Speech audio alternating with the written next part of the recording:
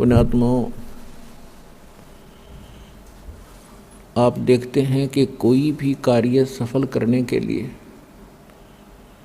उसमें जी तोड़ मेहनत करनी पड़ती है, परिश्रम करना पड़ता है। उसमें धन भी व्यय करना पड़ता है और समय भी खूब लगाना पड़ता है, तभी हम उसको सफल कर पाते हैं। जैसे किसान फसल तैयार करता है और सर्दियों के मौसम में गेहूं की फसल में पानी की आवश्यकता होती है। रात्रि के समय उसको लाइट मिलती है या कोई नहर से सिंचाई का समय मिलता है। सर्दी के मौसम में कितनी शीत लहर चलती है, कई बार बूंदाबांदी भी शुरू हो जाती है। उस समय हम सभी अपने घरों में रजाई ओढ़ के ऊपर कंबल भी डालते हैं, सभी दरवाजे खिड़कियां बंद कर लेते हैं कहीं सर्दी ना लग जा। और जिस किसान को रात्रि के समय पानी प्राप्त होना हो नहर से या लाइट आनी हो रात्रि में, ट्यूबवेल से पानी लगाना हो, तो वो ये नहीं देखता कि इतनी सर्दी है, मैं कैसे वहाँ खेतों में पहुँचूँगा, मुझे कोई सर्दी ना लग जाए। रात्रि में और भी बहुत सी समस्याएं होती हैं, कोई सर्प ना डस ले, हिंसक पशु ना हानि कर दे, लेकिन उन सब को चीरता हुआ किसान रात्रि में पहुँच जाता है एक सिंपल कंबल और खेस ओढ़ के। और जब वो पानी लगाता है उस कंबल को भी उतार के एक तरफ रख देता है और पानी के बीच में खड़ा हो जाता है, पानी लगाता है। अब वो बिल्कुल भी आलस नहीं करता, ना कर सकता, क्योंकि वो जानकार है, उसको ज्ञान है। यदि आज मैंने आलस कर दिया और पानी के लिए खेतों में नहीं पहुंचा तो फसल सूख जाएगी, मेरे बच्चे भूखे मरेंगे, मैं कंगाल हो जाऊंगा।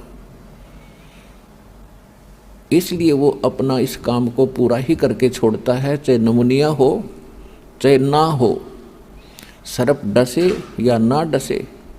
अब वो क्यों उस कार्य को कर रहा है? क्योंकि उसको वो पूरा जानकार है इस मार्ग का।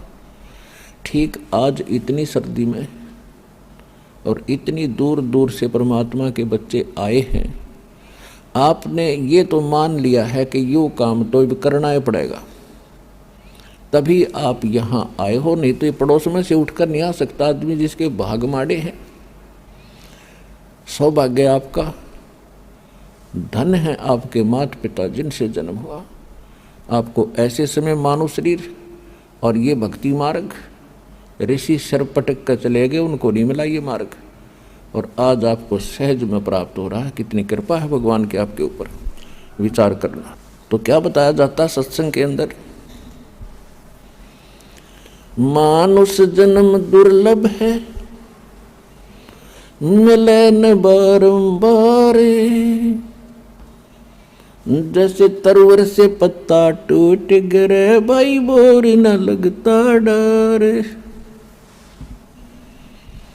बंदे तू कर बंदगी, जय चावे दीदार, ये अवसर मानुष जन्म का, भाई बोर न बारंबार। मानुष जन्म पाए कर जो नहीं रट हरि नाम, जैसे कुआ जल बिना फिर बनवाया क्या काम। वो पृथ्वीपति चकवे गए जिनके चक्कर चलंत, ये रावण सरीखे कौन गुण, भाई ऐसे गए अनंत। राम रटत दारिद्र भलो, टूटी घर की छान, वो सुंदर महल किस काम के, जहाँ भक्ति नहीं भगवान। राम रटत कोड़ी भलो, चू चू पड़े जो चाम, वो सुंदर शरीर किस काम का, बैजा मुख नाही नाम। परमपिता परमात्मा अपनी प्यारी आत्माओं को बार बार समझाते हैं कि ये मनुष्य जीवन आपको जो प्राप्त हुआ ये अनमोल है, और सतगुरु और सत्संग के अभाव से आप जो क्रियाएं कर रहे होते हो वो तो पशु पक्षी भी करते हैं। मनुष्य का केवल इतना ही काम नहीं है। और जो परमात्मा की भक्ति नहीं करते वो तो अपना जीवन नाश कर ही रहे हैं, और जो भक्ति भी करते हैं और शास्त्र अनुकूल नहीं करते, मनमाना आचरण करते हैं, वो भी अपना अनमोल मनुष्य जीवन व्यर्थ कर रहे हैं। श्रीमद् भगवद गीता अध्याय नंबर 16 के श्लोक 23 और 24 में कहा कि अर्जुन, शास्त्र विधि को त्याग कर दो मनमाना आचरण करते, मनमानी भक्ति करते, जो सदग्रंथों में प्रमाणित नहीं है, उनको न तो कोई सुख होता है और न उनकी कोई सिद्धि होती है और न ही उनकी परम गति होती है, अर्थात व्यर्थ, यूजलेस। फिर क्या फायदा वो डले ढोण का। हम साधना भी कर रहे हैं वो भी गलत, और नहीं कर रहे हैं तो वो भी गलत। तो सत्संग में आने से पता चलता है कि मनुष्य जीवन किस लिए प्राप्त हुआ था, और इसके एक श्वास की कितनी कीमत है। कबीर साहब कहते हैं, कहता हूँ कही जात हूँ, कहूँ बजा के ढोल, और श्वास जो खाली जात है ये 3 लोक का मोल। मनुष्य जीवन का एक श्वास कितना वैल्यूएबल है, कितना कीमती है कि 3 लोक भी इसके बराबर नहीं है, इतना कीमत एक श्वास की। तो इसको कैसे सदुपयोग करना है। श्वास उश्वास में नाम जपो, व्यर्थ श्वास मत खो, ना जाने इसे श्वास को,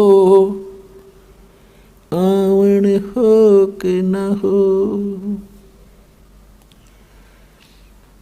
राम नाम रटते रहो, जब तक घट में प्राण, कबू तो दीन दयाल के बनक पड़ेगी कौन। परमात्मा कहते हैं कि श्वास उस श्वास में नाम जपो। ये सत्य नाम के सिमरण की तरफ संकेत है परमात्मा का।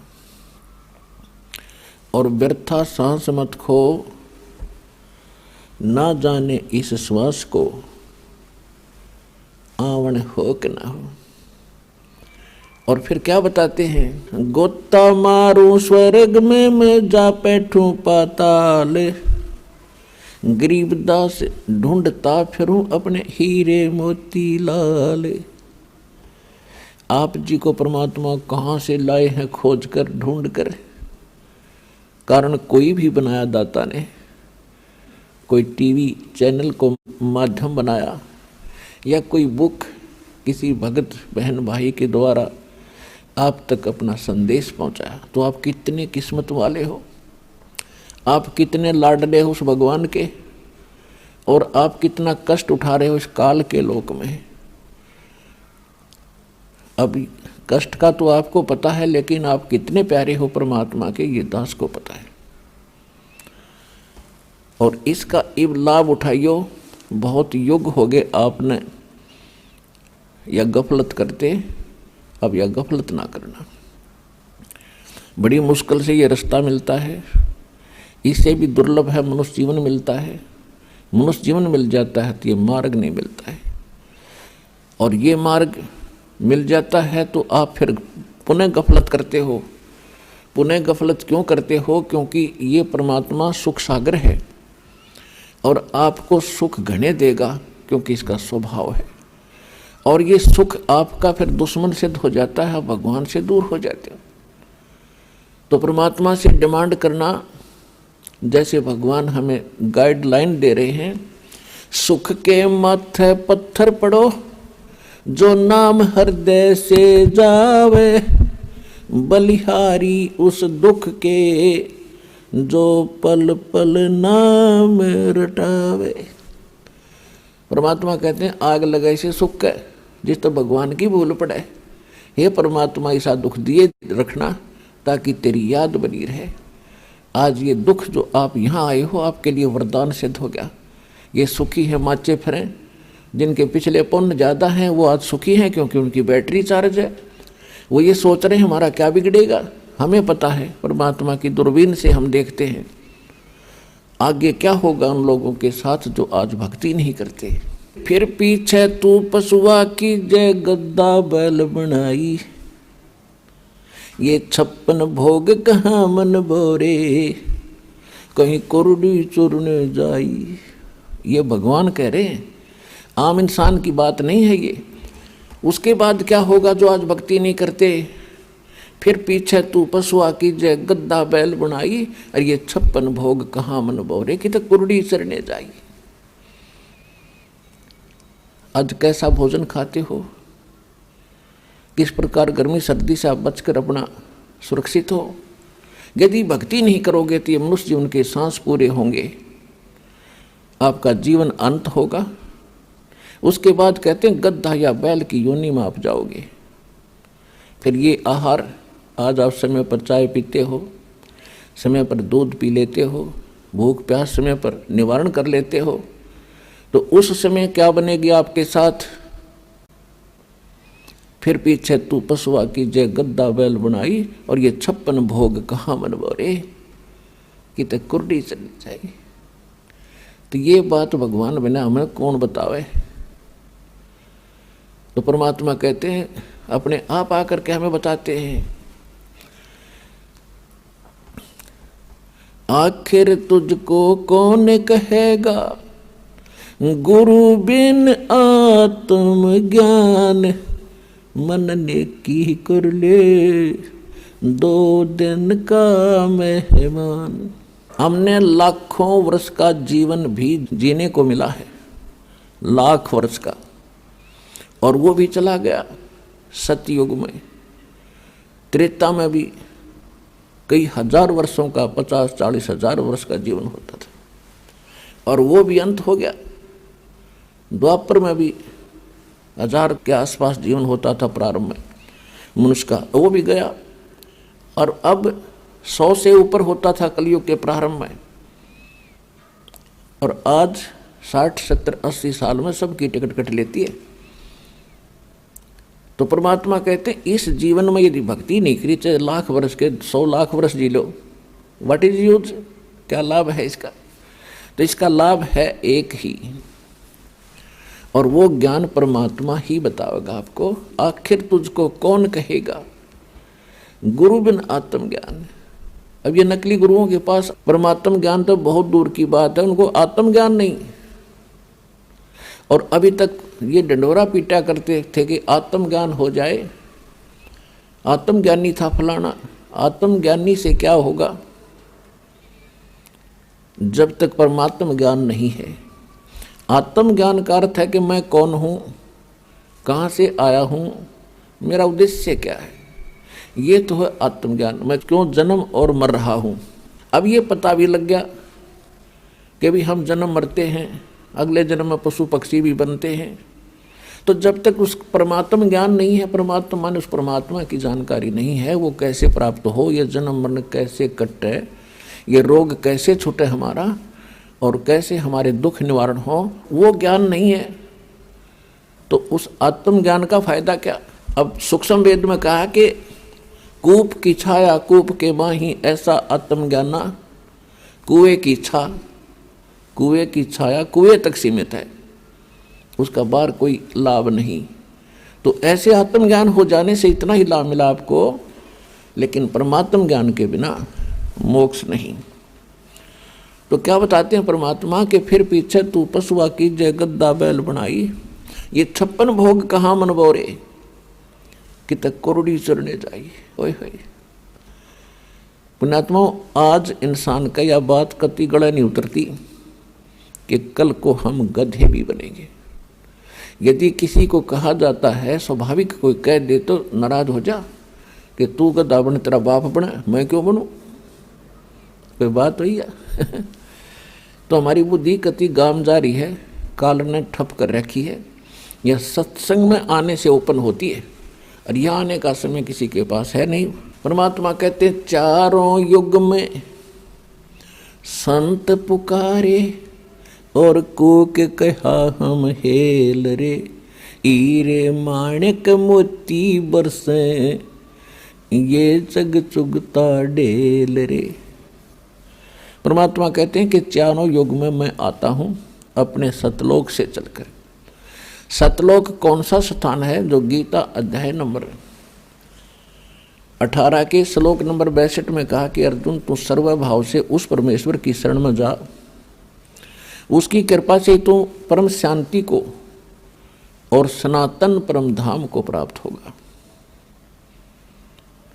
वो सनातन परम धाम जिसको शाश्वतम स्थानम कहा है गीता में, वो सतलोक है। और कबीर परमात्मा वो परम अक्षर ब्रह्म है जिसकी शरण में जाने के लिए ये गीता ज्ञानदाता कह रहा है। और वो क्या कह रहा है कि सतयुग में सत सुकृत कह टेरा, त्रेता नाम मुनिंदर मेरा, द्वापर में करुणा में कहाया, कलयुग नाम कबीर धराया। मैं चारों युगों में आता हूँ। सतयुग में सत्सुकृत नाम होता है, परमात्मा कहते हैं, और त्रेता में मेरा मुनिंदर नाम प्रसिद्ध होता है, द्वापर में करुणा में होता है, और कलयुग में मेरा कबीर नाम ही रहता है जो परमात्मा का वास्तविक नाम है।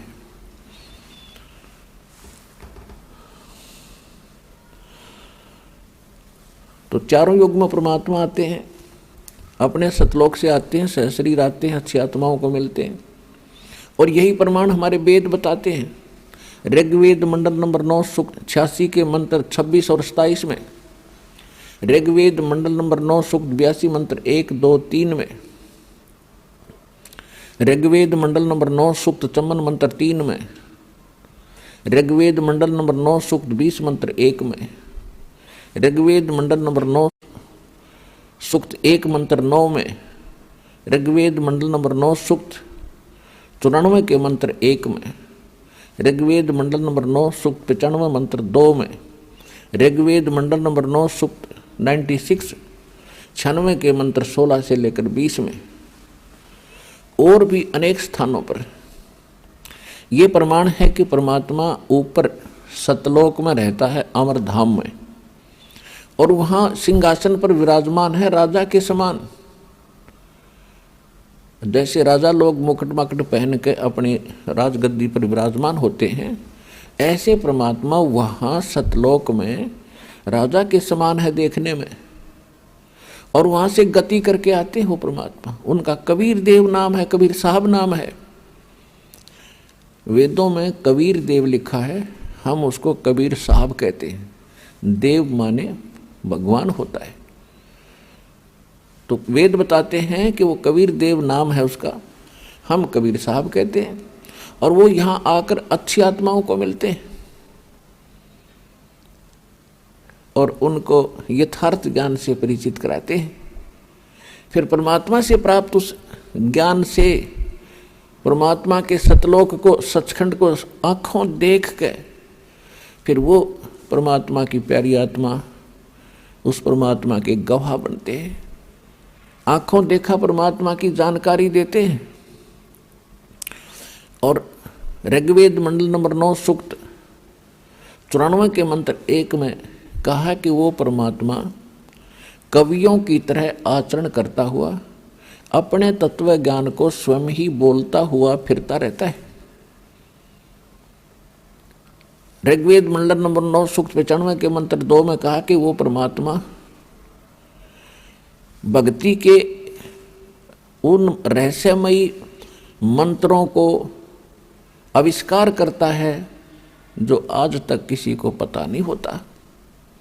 तो परमात्मा कहते हैं सो हम शब्द हम जग में ल्याए, सार शब्द हम न गुप्त छुपाए। ये सो हम शब्द कबीर परमात्मा के अतिरिक्त किसी को मालूम नहीं था, और ना किसी वेद में, ना पुराण में, ना कुरान में, ना बाइबल में। केवल परमात्मा ने आकर ही ये सोहम शब्द की जानकारी दी है। और सोहम शब्द को दान करने का, देने का अधिकारी या तो परमात्मा थे, या परमात्मा की प्यारी आत्मा वो संत थे जिनको सीधे आकर मिले थे। कौन कौन? आदरणीय धर्मदास साहिब जी, आदरणीय मुल्कदास साहिब जी, आदरणीय दादू साहिब जी, आदरणीय नानक साहिब जी, आदरणीय गरीबदास साहिब जी, गांव छुडानी, जिला झज्जर, हरियाणा वाले, आदरणीय घीसा दास साहिब जी, गांव खेखड़ा, जिला बागपत वाले, उत्तर प्रदेश, आदरणीय स्वामी रामानंद जी, काशी वाले। इन महापुरुषों को परमात्मा मिले थे, इनको ये मंत्र दिया था सतनाम, और इनको एक प्रतिज्ञा दिला दी थी, प्रतिबंध लगा दिया था कि पिछली पीढ़ी तक इसको आप किसी को बताना नहीं, लिख अवश्य दो। तो उन्होंने अपनी अमृतवाणी में ये पूरे ज्ञान लिख दिया। तो ये ज्ञान परमात्मा की वाणी से चुरा कर ये नकली पंथों ने शुरू कर दिया, और ये अधिकारी है निसोम नाम देने के, उसके विषय में सूक्ष्म वेद में कहा है, बेखों के लश्कर फिरे ये बाणी चोर कठोर, सतगुरु धाम न पहुंचेंगे ये 84 के डोर। ये नरे नरे पंथ बना कर बैठ के परमात्मा कबीर जी की वाणी से कुछ शब्द चुरा कर, कुछ वाणी चुरा कर, कुछ मंत्र चुरा कर, बेखों के लश्कर फिरे ये बाणी चोर कठोर, वो सतलोक ना पहुंचेंगे ये तो 84 के ढोर। अनअधिकारी व्यक्ति कोई लाइसेंस बना दे किसी का और सेम टू सेम बना दे, तो क्या वो सक्सेस होगा? कभी नहीं। जब वो पकड़ा जाएगा दोनों को सजा होगी, बनाने वाले को और बनवाने वाले को, क्योंकि वो अनऑथराइज्ड है, यानी उसको गलत बना के दे रखा, तो दोनों दोषी हैं। इसी प्रकार ये संत जो नकली हैं, ये नाम भी दान करते हैं, तो अधिकारी ना होने के कारण अपना जीवन नाश कर रहे हैं और परमात्मा के बच्चों को उनसे दूर करके वो पाप के भागी हो रहे हैं। अब परमात्मा ने क्या बताया है कि वो चारों युगों में आते हैं, ये वेद भी बताते हैं। अच्छी आत्माओं को मिलते हैं। किन किन को मिले? आदरणीय धर्मदास साहिब जी को मिले, आदरणीय मुल्कदास जी को मिले। और कैसे मिलते हैं? वो परमात्मा आते हैं, उनको सचखंड ले जाते हैं, फिर उनको वापस छोड़ते हैं। उसके बाद वो प्यारी आत्मा परमात्मा की आंखों देखे उस सारे ज्ञान को, उस सारे व्यवस्था को अपने शब्दों में बयान करते हैं, बोलते हैं, सुनाते हैं। जैसे परमात्मा आते हैं, किन किन को मिले? अब आदरणीय गरीबदास साहिब जी को मिले, गांव छुडानी, जिला झज्जर, हरियाणा वाले को, कलयुग के अंदर। उनके विषय में आज जानकारी देंगे आपको। आदरणीय गरीबदास साहिब जी गांव छुडानी, जिला झज्जर, हरियाणा में उनका जन्म हुआ। वो किसान परिवार से थे, किसान जाट परिवार से। उनका मूल गांव था करौथा, जिला रोहतक में, जहाँ अपना आश्रम है। और वहाँ से करौथा गांव के मूल निवासी थे। उनके नानके थे छुडानी में। गरीबदास जी महाराज की माता का कोई भाई नहीं था, यानी गरीबदास जी के कोई मामा नहीं था। और ज़मीन गणी थी उसके नाना जी के पास, 1400 एकड़ ज़मीन थी लगभग। तो वहाँ गरीबदास जी के पूज्य पिताजी श्री बलराम जी धनखड़, गांव करौथा से, को वहाँ पर अपने घर पे रख लिया था, घर जमाई के रूप में। तो वहाँ जाने के भी 12 वर्ष के बाद गरीबदास जी का जन्म गांव छुडानी में हुआ था। संवत 1774 वैशाख की पूर्णमासी को, वैशाख पूर्णमासी संवत 1774 को गरीबदास जी का जन्म गांव छुड़ानी, जिला दद्दर, हरियाणा में हुआ। और सन 1727 में जब गरीबदास जी 10 वर्ष के हुए तो अपनी ही गौओं को चराने के लिए चरागाह में अपने ही खेतों में गए हुए थे लेकर के। उनके साथ में गांव के और भी बहुत से पाली थे, ग्वाले थे, जो कुछ तो उन्हीं के नौकर होते थे और कुछ वैसे गांव के अपने पशुओं को साथ उन्हीं के खेतों में ले जाते थे, क्योंकि बहुत ज़्यादा स्थान था। अब जैसा कि कबीर सागर के अंदर आपको बहुत बार दिखाया है, कबीर सागर के अंदर कबीर बानी नामक एक चैप्टर है, उसके 136 और 37 पृष्ठ पे 12 पंथों की जानकारी दी गई है। तो उसमें 12वां पंथ गरीबदास जी का बताया है। उसके अंदर गलती से संवत 1775 लिखा गया, प्रिंट है, मिसप्रिंट है, वो संवत 1774 है वो वास्तव में। तो गरीबदास साहिब जी का जन्म संवत 1774 में हुआ। तो परमात्मा ने धर्मदास जी को बताया था कि संवत 1774 होई ता दिन प्रेम प्रगटै जग सोई। वो 12वां पंथ होगा गरीबदास जी का कबीर पंथ में, और उसमें मेरी महिमा की वाणी प्रकट होगी, उसके द्वारा पुनः मैं प्रकट करवाऊंगा। तो परमात्मा ने जो बोला है उसका वचन अमिट होता है, अडोल होता है, और जो कहा वो पार होता है, सफल होता है। उसी आधार से परमात्मा सन 1727 में, संवत 1784 में दिन के लगभग 10 बजे फाल्गुन मास की द्वादशी सुदी यानी उतरते फागुन की द्वादशी, चांदनी द्वादशी को दिन के 10 बजे वहाँ प्रकट हुए जहाँ गरीबदास जी अपनी गौओं को चरा रहे थे। साथ में 10-5 पाली और ग्वाले साथ थे, और 10 बजे वो लगभग सुबह का खाना खा रहे थे। और परमात्मा थोड़ी सी दूरी पर सतलोक से आकर वहाँ पृथ्वी पर अवतरित हुए, एक साधु रूप बना के, जिंदा महात्मा का रूप बना के। रास्ते से आ रहे थे, भक्तों ने देखा, पालियों ने देखा कि महात्मा आ रहे हैं। उन्होंने प्रणाम किया, राम राम महाराज जी। परमात्मा ने भी कहा भाई राम राम, आओ महाराज जी बैठो, खाना खा लो। परमात्मा विराजमान हो गए और कहा भाई खाना तुम अपने घर खा के आए हो अपने गांव में। बड़े छोटे पाली सब प्रकार के थे, कोई 30 वर्ष का, कोई 50 वर्ष का, सबसे छोटे गरीबदास जी थे 10 वर्ष के। तो उन्होंने कहा कि आपका गांव कौन सा है? परमात्मा से पूछा। परमेश्वर ने कहा कि मेरा गांव सतलोक है भाई। अब उन पालियों को पता नहीं होगा कोई गांव का नाम सतलोक। ठीक है महाराज जी, खाना नहीं खाते हो तो दूध तो पीना ही पड़ेगा। परमात्मा बोले अगर पिलाओगे दूध तो कंवारी गायों का दूध पीता हूं। तो जो बड़े पाली थे एज्ड, वो कहने लगे बाबा जी तेरी नीयत को ना दूध पीने की, आप तो मजाक करते हो। कंवारी गायें कभी दूध देती है? परमात्मा ने कहा कि देख लो भाई, आप कह रहे हो कि हम अतिथि को अवश्य कुछ खिला पिला कर भेजते हैं, तो मैं खाने को तैयार हूं, मुझे कंवारी गाय का दूध पिला दो। गरीबदास जी 10 वर्ष के बालक खड़े हुए, एक कंवारी बच्चिया को पकड़ गए गले से, उसके रस्सी बांध रखी थी जेवड़ी, और लाकर खड़ा कर दिया कि महाराज जी देखियो इसके कोई बच्चा नहीं, ये कैसे दूध देगी?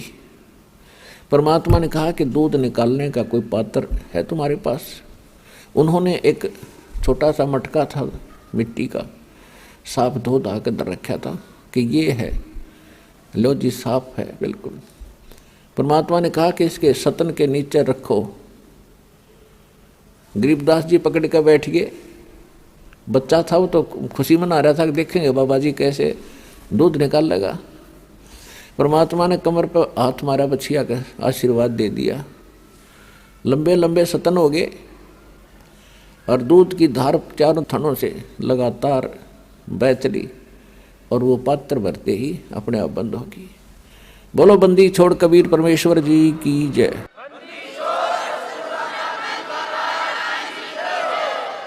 अब सभी आश्चर्यचकित रह गए, बाबा जी तो भाई जादूगर है कोई। अब गरीबदास जी ने कहा कि लो महाराज जी पी लो। परमात्मा ने कुछ दूध पान किया और फिर कहा पालियो ये अमृत है भाई, लो तुम भी प्रसाद ले लो। ये यहाँ का नहीं है, मेरे सतलोक से आया है, इस पवित्र पशु में। अब वो पाली तो मना कर गए कि हम ना पीवें तेरा जूठा, और ये कुंवारी गाय का निकाल दिया जादू जंत्र से, को पाप लगेगा कुंवारी गाय का दूध पीओ हमें, और तेरी जात का भी रहना तो कौन सी जाति से संबंध रखता, तेरा जूठा तो कभी नहीं पिएंगे हम। अब कहते हैं ना सकल पदार्थ हैं जग माही और कर्म ही नर पावत नाही। गरीबदास जी ने कहा जी मुझे दो भगवान आपका जूठा प्रसाद, आपका ये अमृत कब कब मिले हमें। ऐसे करके उन्होंने कुछ दूध उन्होंने भी पिया। बाकी सभी पाली वहाँ से उठ कर चले गए दूर के। ये बाबा जी जादूगर है, यो कहीं तुम्हारा कोई टूना टोटका ना कर दे। दूर चले गए, खेतों में अपने पशुओं को दूर ले गए। गरीबदास जी अकेले रह गए। दाता चाव यही थे, वो तो आए जिसके लिए थे, सारा खेल करने के लिए। उनको लगे समझाने, बेटा भक्ति किया करो गरीबदास, ये जीवन सदा नहीं रहेगा, असंग जन्म आपको जन्म और मरत्या हो गए, अभी तक आप यहीं भटक रहे हो। एक स्थान और है जहाँ मैं रहता हूँ और जहाँ तुम पहले रहा करते थे। और गरीबदास यहाँ तो तेरे दादा गए, परदादा गए, कहाँ गए महाराज जी वो तो सभी, और आप भी जाओगे। आज यहाँ जन्मे हो, अगले जन्म में पता नहीं कौन सी कंट्री में, कौन से देश में तुम्हारा जन्म होगा। यहाँ आप मांस छूते नहीं और वहाँ मांस के अतिरिक्त कुछ खाओगे नहीं, वहाँ कर्म बिगड़ेंगे तुम्हारे, बुरा हाल हो रहा है।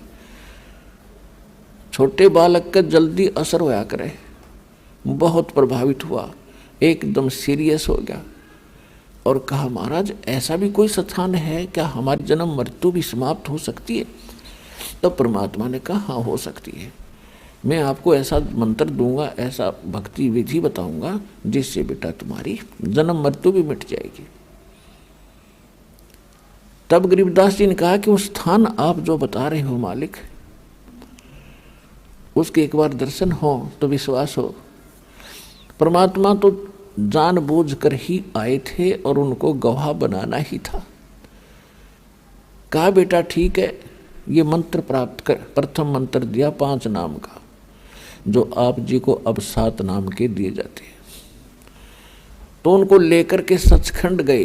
रास्ते के अंदर सभी ब्रह्मा जी का लोक, विष्णु जी का लोक, शिव जी का लोक, स्वर्ग, नरक, पितृलोक, जहाँ भी जैसी व्यवस्था है वो सब आँखों दिखाई। स्थूल शरीर यहीं छोड़ गए, आत्मा को निकाल लेते हैं। इसके अंदर एक और शरीर है जो इससे कहीं बेहतर है, अच्छा है। और वो दो स्थूल शरीर में जैसा आकार होता है वैसा ही सेम टू सेम रहता है, जैसे एक फोटो कॉपी हो जाती है। ऐसे जब तक ये प्राणी दूसरे शरीर को प्राप्त नहीं करता तभी तक मनुष्य शरीर से निकला हुआ प्राणी मनुष्य आकार में ही रहता है, उसका सेम टू सेम शरीर रहता है। चाहे वो पितर बन कर घूमो, चाहे कहीं देव रूप में हो, इस प्रकार स्वर्ग के अंदर हो। तो ऊपर फिर धर्मराज के दरबार में लेकर गए। धर्मराज के दरबार में जहाँ सभी प्राणियों का अकाउंट होता है, अच्छे और बुरे का, मृत्यु कब होनी है उसके पास लिखी है धर्मराज के पास। उसी दिन सबकी उस फिक्स टाइम पर उसी की तरफ से संकेत आता है। बहाना कुछ भी बनो मौत का, कोई रोग बनो, एक्सीडेंट बनो या कोई अन्य कारण बनो। तो ब्रह्मा विष्णु महेश के लोक में परमात्मा गरीबदास जी को लेकर गए। तो वहाँ उन्होंने बहुत आदर किया। फिर आगे धर्मराज के दरबार में गए। धर्मराज समझो चीफ जस्टिस ऑफ वन ब्रह्मांड, एक ब्रह्मांड का मुख्य न्यायाधीश है वो, और उसके सामने ब्रह्मा विष्णु महेश की भी हिम्मत नहीं पड़ती उससे जाकर के कहीं कुछ वाद विवाद करें। और जो ही परमात्मा धर्मराज के दरबार में पहुंचे, साथ में वो गरीबदास जी, क्योंकि परमात्मा ने उस प्यारी आत्मा का विश्वास दृढ़ करना था कि आई एम गॉड, मैं परमात्मा हूं। जब धर्मराज के दरबार में परमात्मा पहुंचे, वो न्यायाधीश अपने आप कुर्सी छोड़कर खड़ा हो गया। एक ब्रह्मांड का जो न्यायाधीश है वो खड़ा हो गया। अब इसमें क्या होता है कि आध्यात्मिक एक शक्ति है, आध्यात्मिक शक्ति जिसमें जितनी है वो ऑटोमेटिकली सामने वाले को प्रभावित कर देती है, उसके बस की बात नहीं होती। तो जो ही परमात्मा ने वहां प्रवेश किया तो एकदम वो न्यायाधीश एकदम खड़ा हो गया और करबद्ध हो गया। उसको मालूम हो गया कि ये परम शक्ति है कोई।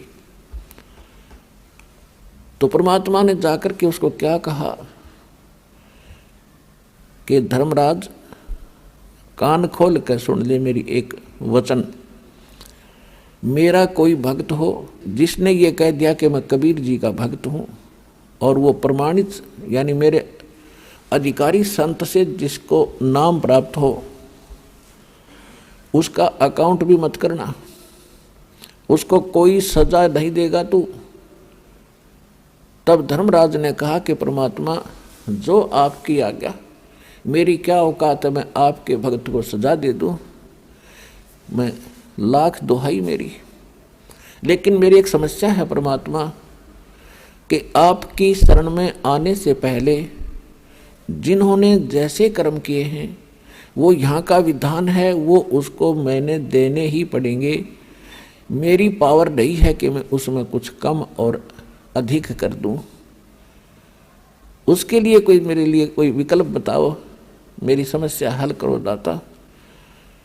तब परमात्मा ने कहा कि जो मेरा भक्त ये कहे कि मैं कबीर जी का शिष्य हूँ, उनका बच्चा हूँ, उनका उपासक हूँ, तो उसकी जांच करो कि वास्तव में ये वो है कि नहीं, सच्चा है तो उसके बाद मेरे पास लेकर आ जाना इसकी बही को, अपनी को, इसके अकाउंट को।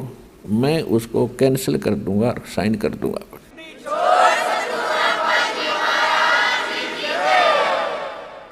धर्मराज दरबार में देई कबीर तलाक,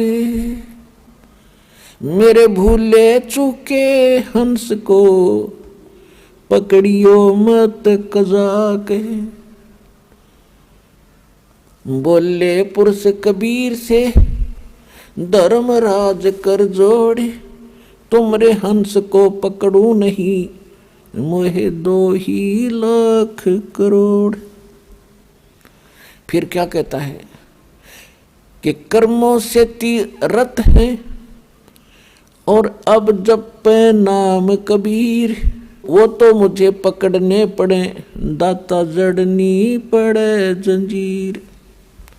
कि जो पहले इन्होंने कर्म किए हैं और अब आपकी शरण में आके आपका मंत्र जाप कर रहे हैं, आपके अनुयायी हो गए हैं, तो उनके जो पहले किए हुए कर्म हैं उनके आधार से तो मैंने इनको दंडित करना पड़ेगा, जड़नी पड़े जंजीर। तब परमात्मा ने क्या कहा, कर्म भरम ब्रह्मंड के और पल में करहूं नेस, जिन हमरी 2 दी सो करो हमारे पेशे। जिन्हें मेरी दुहाई भर दी कि मैं कबीर साहब का बच्चा हूँ, उस परमात्मा का अनुयायी हूँ, तो उनको मेरे पास लाना।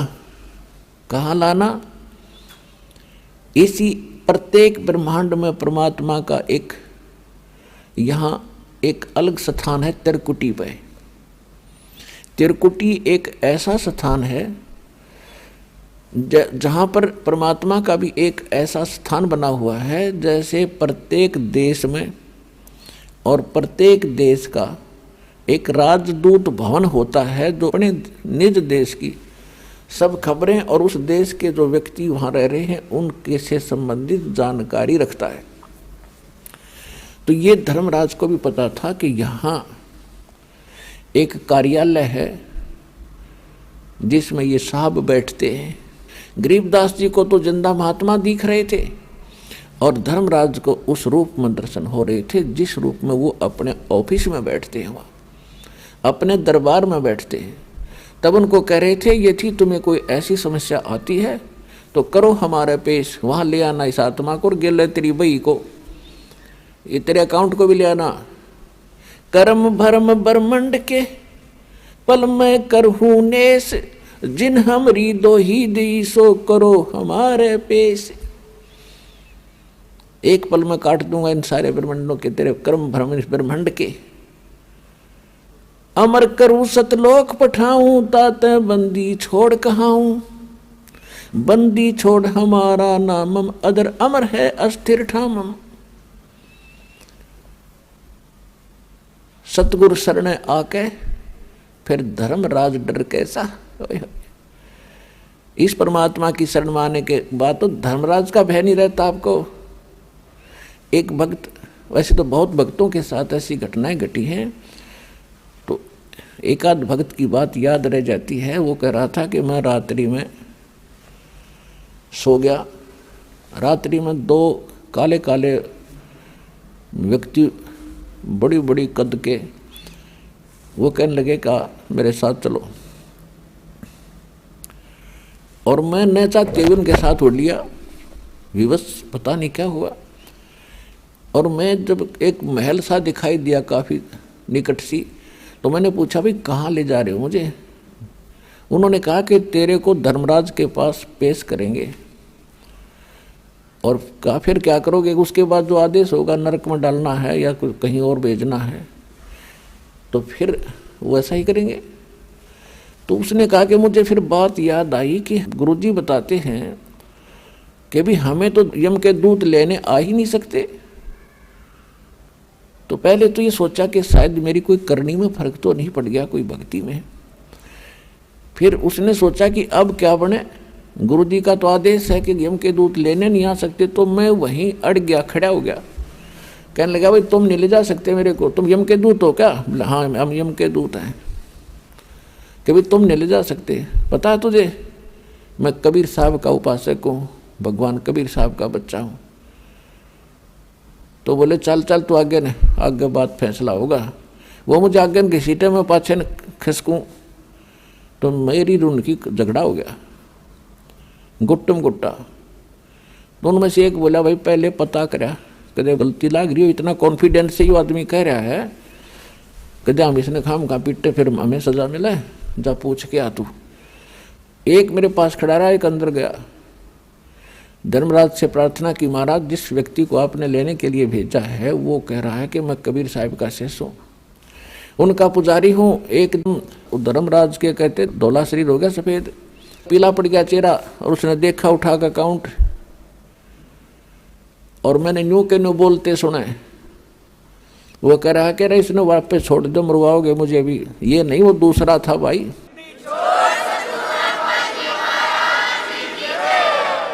तो वापस आया, उसने कहा छोड़ बीमारी ने कहते ऊपर से पटक दिया मैनू, और मैं वहाँ गोते खाता। फिर एकदम नो शरीर में आया।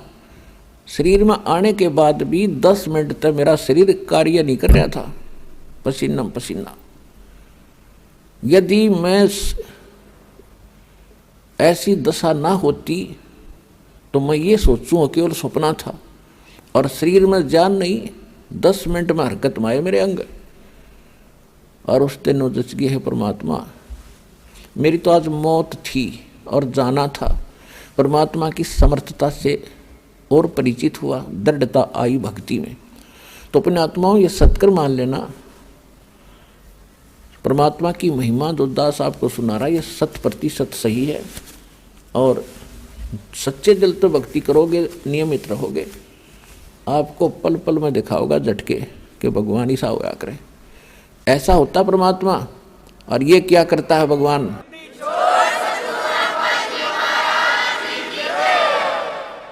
उसके बाद परमेश्वर कबीर जी गरीबदास जी को सचखंड लेकर गए, 11वां द्वार पार किया, उसके बाद 12वां द्वार पार किया। अभी तक 10वां द्वार 10वां द्वार इसके ऊपर खड़दू उतार रखा था, बस लास्ट था 10वां द्वार।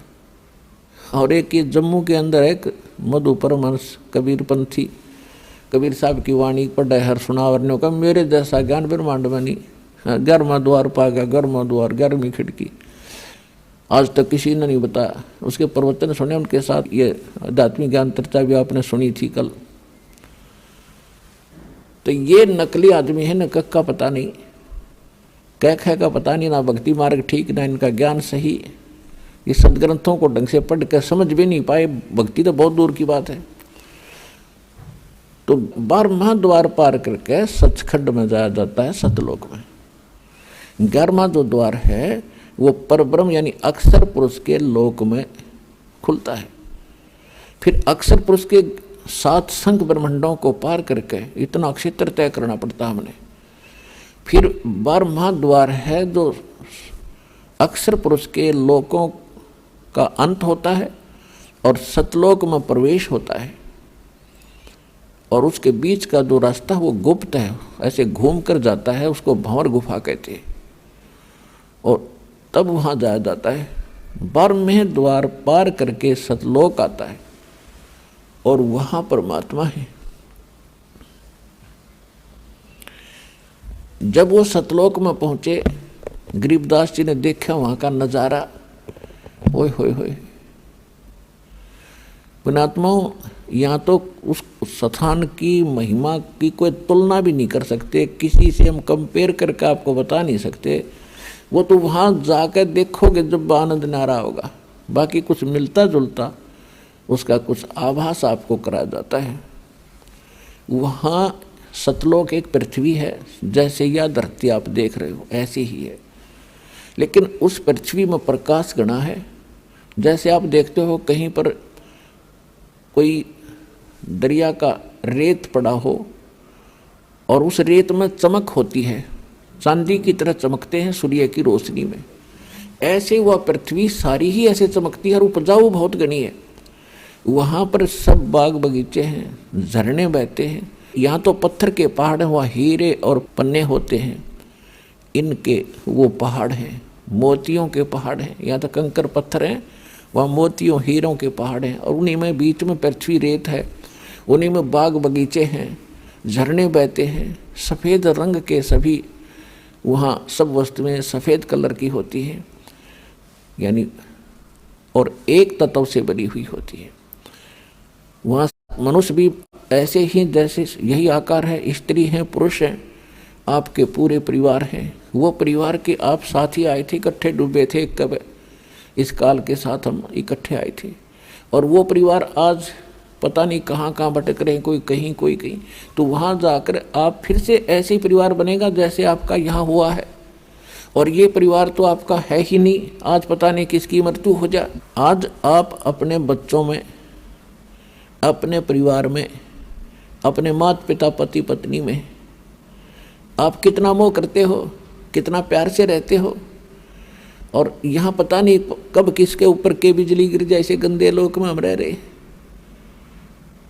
अब यहाँ हम अपने परिवार में कितने प्यार से रहते हैं, फिर मृत्यु होती है, फिर हम टक्कर मार मार कर रोते हैं। तो ये क्या है यहाँ पर, ये क्या परिवार हुआ, ये क्या व्यवहार हुआ यहाँ का। और वहाँ जाएंगे ऐसे परिवार बनेगा जैसे यहाँ बना है। और फिर वहाँ कभी मृत्यु नहीं होगी, वहाँ कोई कष्ट नहीं, किसी चीज़ का अभाव नहीं।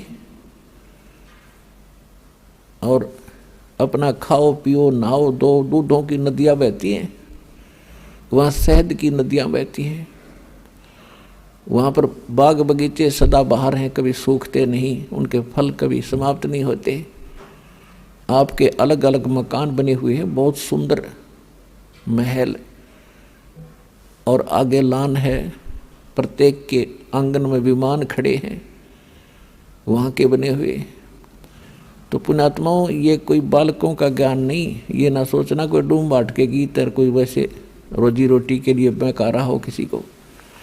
ये आंखों देखा, उन संतों ने बताया, भगवान ने आके बताया, और ये सारा ज्ञान आपके रूबरू हो रहा है। ये दास बताने लग रहा है आपको। तो इस गंदे लोक से निकलने का ईब सु अवसर है। परमात्मा कहते हैं समझा है तो सिर धर पाओ और बहुर नहीं रहे सदाओ।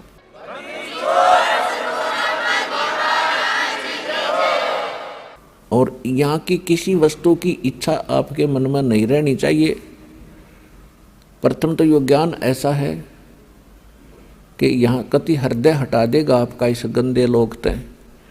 यो लोक ठीक नहीं है, यहाँ की व्यवस्था सारी व्यर्थ है। देखो, ये तो आपने मान लेना चाहिए कि यहाँ से तो आपकी मृत्यु होगी, डेफिनेट होगी। वो कब होगी वो समय निर्धारित है। जैसे परमात्मा बताते हैं कि साथी हमारे चले गए, हम भी चालनहार, और कोई कागज में बाकी रह रही, तांत लगी है वार।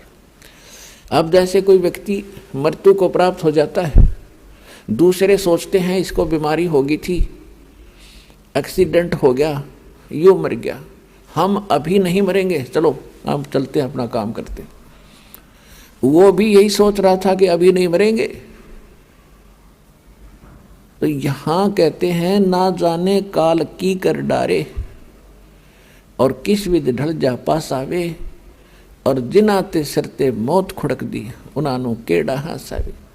या नाचते हैं, गाते हैं, फिल्मी गाने सुनते हैं, एक सेकंड में ना जाने कित बिजली गिर जाए, जगह जगह भूकंप आते हैं, और वो पता नहीं क्या क्या नाच रहे होते हैं, कूद रहे होते हैं, कोई गाने सुन रहा होता है, 1 मिनट में बिजली गिर जाती है, हाहाकार मच जाती है, सांस लेने का टाइम नहीं मिलता इनको।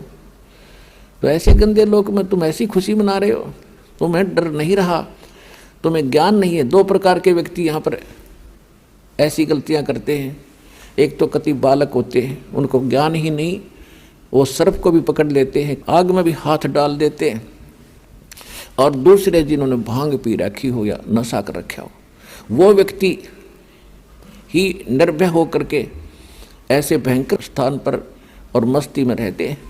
इस ज्ञान से वह भांग उतारी जाती है, वो नशा उतारा जाता है, और वो बालक की बुद्धि आपकी समाप्त की जाती है, आपके विचार मैच्योर किए जाते हैं, मजबूत किए जाते हैं, स्वस्थ किए जाते हैं कि ये लोक ठीक नहीं है, यहाँ का भगवान ठीक नहीं है, यहाँ का कोई भी व्यवहार ठीक नहीं है। यहाँ से पीछा छुटवाने का समय केवल अब आया है। ये 4 युगों के बाद यही समय होता है। यह बिचली पीढ़ी अब प्रारंभ हुई है। 1951 में दास का जन्म हुआ, 1947 को भारत आज़ाद हुआ। उसके बाद शिक्षा धीरे धीरे पनपी है, ना कोई शिक्षा के निकट नहीं जाता था। और अब शिक्षा की इतनी आवश्यकता महसूस करवा दी भगवान ने, दया करी दाता ने, कि बच्चा बच्चा पढ़ा दिया अपने सब ने। चाहे जिसका बिल्कुल ब्योंत नहीं है, गरीब भी व्यक्ति हो, विचारता बेटा बेटी ने खूब पढ़ा दूँ, अच्छा इनको शिक्षा दिवा दूँ। तो इस शिक्षा का परमात्मा ने प्रेरणा की, और इस शिक्षा का लाभ आपको ईब मिलेगा। यहाँ बड़ी अच्छी बात है, शिक्षा ग्रहण कर ली, पढ़ लिए, बच्चे बहुत अच्छी ट्रेनिंग भी कर गए। 1 करोड़ बच्चे पूरे हिंदुस्तान में शिक्षा पूरी करके और अपने रोजगार के लिए चल पड़ते हैं। कितनों को नौकरियां मिलती हैं? मान लीजिए 10% ने 10 लाख ने मिल गई 1 वर्ष में नौकरी, तो 90 लाख क्या कर रहे हैं? उनको कोई राहत मिली नहीं, अपना वही दैनिक कार्य जो परंपरागत होता है उसी को कर रहे हैं। तो इसका उद्देश्य ये था दाता ने आपको शिक्षित कराने का कि आप भगवान पहचान सकते हो और सदग्रंथों को देख सकते हो, विश्वास कर सकते हो, कबीर इज गॉड, हमारे सदग्रंथ क्या बताते हैं। और इसको जानकर आप फिर सतलोक की भी इच्छा करोगे। जब आप यहाँ छोटी मोटी कोई जॉब प्राप्त करने के लिए कितने संघर्ष करते हो, न्यौछावर हो जाते हो, 20 वर्ष तक बच्चे को पढ़ाते हो, खूब खर्चा करते हो कि किसी प्रकार इसको ये वस्तु प्राप्त हो, सुखी हो। और जब आपको पता चलेगा कि ये तो इससे हटकर भी एक और वस्तु है जो इस मनुष्य जीवन से हमने करनी थी और बच्चों से करवानी थी, वह भूल रहे थे, वो अब पता चलेगा। इसका यही काम है। शिक्षा नहीं देता दाता आपको, चारों योग चले गए। अगर छोटा मोटा अक्षर ज्ञान होता था तो उसको रोजी रोटी आधार नहीं होता था। आज तक आप देख रहे हो, अपना ही इतिहास देख लो, हिंदुस्तान का इतिहास देख लो, पिछला 100 वर्ष 200 वर्ष 300 वर्ष कौन पढ़ा करता था? एक ब्राह्मण वर्ग था, संस्कृत पढ़ा करते थे, वो परंपरागत, और सदग्रंथों को जानते थे। उनका यही काम दे रखा था कि आप इन सदग्रंथों को पढ़ो। आप फ्री छोड़ दिए समाज ने, ब्राह्मण लोग, कि तुम इन सदग्रंथों को पढ़ो, शिक्षा ग्रहण करो, हमें समझाओ। अब उन्होंने उनके लिए उनकी वो भी रख दी, भाई तुम्हारी पूजा भी देंगे, दक्षिणा देंगे तुम्हें, तुम अपना एक का काम करो, अपना परिवार पोषण भी करो और सदग्रंथों को पढ़ो और हमें समझा दो। इतनी सी बात है। तो इन ब्राह्मणों के समझ में नहीं आई सदग्रंथ। और परमात्मा आए 600 वर्ष पहले, ये सच्चा ज्ञान बताने लगे तो विरोध कर दिया, इन ब्राह्मणों ने करवा दिया। ब्राह्मण कोई जाति नहीं है पुणात्माओं, क्योंकि हम अपने अपने वर्ण में पैदा होकर उसी को सत्य मानते हैं, श्रेष्ठ मानते हैं, और कोई उसके विषय में थोड़ा सा बोलता है तो हमें दुख होता है। ये भी हमारी बाल बुद्धि ही होती है, बचपना ही होता है। अब देखो, ब्राह्मण, आज हम ब्राह्मण कुल में जन्मे हैं, मृत्यु के बाद हम शूद्र घर में भी जन्म ले सकते हैं, क्योंकि हमारे संस्कार बहुत पुराने आपस में रले मिले, और हम पशु पक्षी योनि में भी जाएंगे। फिर भी ब्राह्मण कोई जाति से नहीं होता, कर्म से होता है। जो ब्राह्मण यानी पंडिताई गुरुआई करते हैं, जो ज्ञान प्रचार करते हैं, उनको ब्राह्मण कहते हैं, विद्वान कहते हैं। मेरे पूज्य गुरुदेव जी ब्राह्मण कुल में जन्मे थे। गांव बड़ा पैंतावास, जिला भिवानी, चरखी दादरी के पास एक गांव है। ब्राह्मण कुल में जन्मे थे और वो कभी ब्राह्मण नहीं कहते थे, आप अपने आप को एक भक्त या संत कहते थे। और मेरे दादा गुरुजी यानी गुरुजी के गुरुजी गांव छावला दिल्ली में, गांव छावला दिल्ली के वो जाट थे, और 15-16 वर्ष की आयु में मेरे परदादा गुरुजी के साथ वो चले गए थे, यानी उनके गुरुजी के साथ। और उन्होंने, मेरे जो परदादा गुरुजी थे, उन्होंने मेरे दादा गुरुजी को शिक्षा ग्रहण करवाई। इंटेलिजेंट थे, काशी विद्यापीठ से उनको पढ़ाया, 4 विषय के आचार्य बन गए वो, और उनको पंडित चिदानंद नाम से जाना जाने लगा। पंडित ब्राह्मण, और उनका सोनीपत जिला में खरखोदा तहसील के पास एक छोटा सा गांव है गोपालपुर। वहाँ पर आज भी मेरे दादा गुरुजी छावला वाले उस जाट का एक पंडित चिदानंद नाम से आश्रम बना हुआ है, उस पर लिखा है बोर्ड, पंडित चिदानंद आश्रम गोपालपुर। वो जाट होते हुए पंडित कहलाए, और मेरे पूज्य गुरुदेव जी ब्राह्मण होते हुए भी कहा करते, नहीं मैं वो पंडित नहीं हूँ, वो आचार्य नहीं हूँ जो जिन्होंने पंडिताई यानी शिक्षा ग्रहण की। पंडित उसको कहते तो विद्वान हो जाए। गुरुजी कहते थे मैं संत हूँ, भक्त हूँ, और आप भी कल्याण कराता हूँ और आपका भी उद्धार करता हूँ। पंडित तो मेरे गुरुजी थे। तो इसी प्रकार जो दास आपको ये कह रहा है, जिनको सदग्रंथों का ज्ञान होता था हम उनको पंडित कहते थे। ब्राह्मण उसी को कहते हैं, भक्त को ब्राह्मण कहते हैं। ब्राह्मण उसको कहते हैं जो परमात्मा से परिचित हो जाता है, ब्राह्मण सोए जो ब्रह्म पहचाने। तो कहने का भाव यह है कि उन पंडितों ने जिन्होंने इन सदग्रंथों को पढ़ा वो विद्वान बने, वो इनको समझ नहीं सके। पढ़ना अन्य चीज होता है, समझना मूल वस्तु है। गुरु बिन काहू न पाया ज्ञाना, जो थोथा बुस छिड़े मूड किसाना। भाई सतगुरु बिन काहू न पाया ज्ञाना, जो थोथा बुस छिड़े मूड किसाना। भाई गुरु बिन वेद पढ़े जो प्राणी, समझन सार रहे अज्ञानी। तो पुण्यात्माओं, इस दास से पहले और उन महापुरुषों के अतिरिक्त जिनको भगवान सीधे मिले या परमात्मा के अतिरिक्त इस विश्व में किसी को भी अध्यात्म ज्ञान नहीं था। ये सभी वेद ज्ञान विरुद्ध साधना बताते और करते रहे ब्राह्मण होकर के। ये सभी अज्ञानी थे। अपनात्माओं, ये शब्द यदि कहीं कहा जाए बगैर प्रमाण के तो इंसान का गला नहीं उतरा, बल्कि नू का यो मूर्ख आदमी है, सब न अज्ञानी बतावे। अज्ञानी का अर्थ है जिनको अध्यात्म ज्ञान नहीं, वेद ज्ञान नहीं, गीता ज्ञान नहीं, पुराणों का भी वो ज्ञान नहीं, यानी हमारे सदग्रंथों से अपरिचित जो गुरु हैं वो अज्ञानी हैं और वो गुरु पद बेशक प्राप्त किए हैं। तो इन बातों का धीरे धीरे समाज को पता भी चलेगा, क्योंकि इसीलिए आपको शिक्षित किया है। प्रमाण दास आपके रूबरू करता ही रहता है, आगे भी करते रहेंगे। अब जो प्रसंग चल रहा है हम उसी पर आते हैं। अब परमात्मा लेकर के गरीबदास जी की आत्मा को और सचखंड पहुंचे, सतलोक में पहुंचे। सतलोक का आपको दास वर्णन कर रहा है कि वहाँ 3 पोर्शन है सतलोक के, सचखंड के। जैसे अपने राजधानी है दिल्ली की, एक तो उसमें बाह्य क्षेत्र है बाहर का जिसमें गांव आते हैं, वो भी दिल्ली ही कहलाती है। और फिर उसके बाद आता है शहर का हिस्सा जहाँ बाजार बने हुए हैं, वो सेकंड पोर्शन। उसके बाद आता है अपनी राजधानी स्थान, अपने जो राजा लोग रहते हैं, प्रधानमंत्री जी रहते हैं, राष्ट्रपति जी रहते हैं, यानी वो स्थान, वो तीसरा स्थान है। तो इसी प्रकार उस सतलोक के भी 3 पोर्शन हैं। बाहर का जो स्थान है, बाह्य क्षेत्र है, उसमें झरने बह रहे होते हैं, बाग बगीचे हैं सदाबहार, बहुत सुंदर वहाँ महक उठ रही होती है और झीनी झीनी आवाज़ वहाँ पर बजती रहती है जो बहुत सुहाती है, कानों को अच्छी लगती है। तो वहाँ कोई दुख नहीं, कोई कष्ट नहीं, कोई रोग नहीं, राग द्वेष नहीं, अभाव नहीं किसी वस्तु का, जिस कारण से वहाँ राग द्वेष नहीं।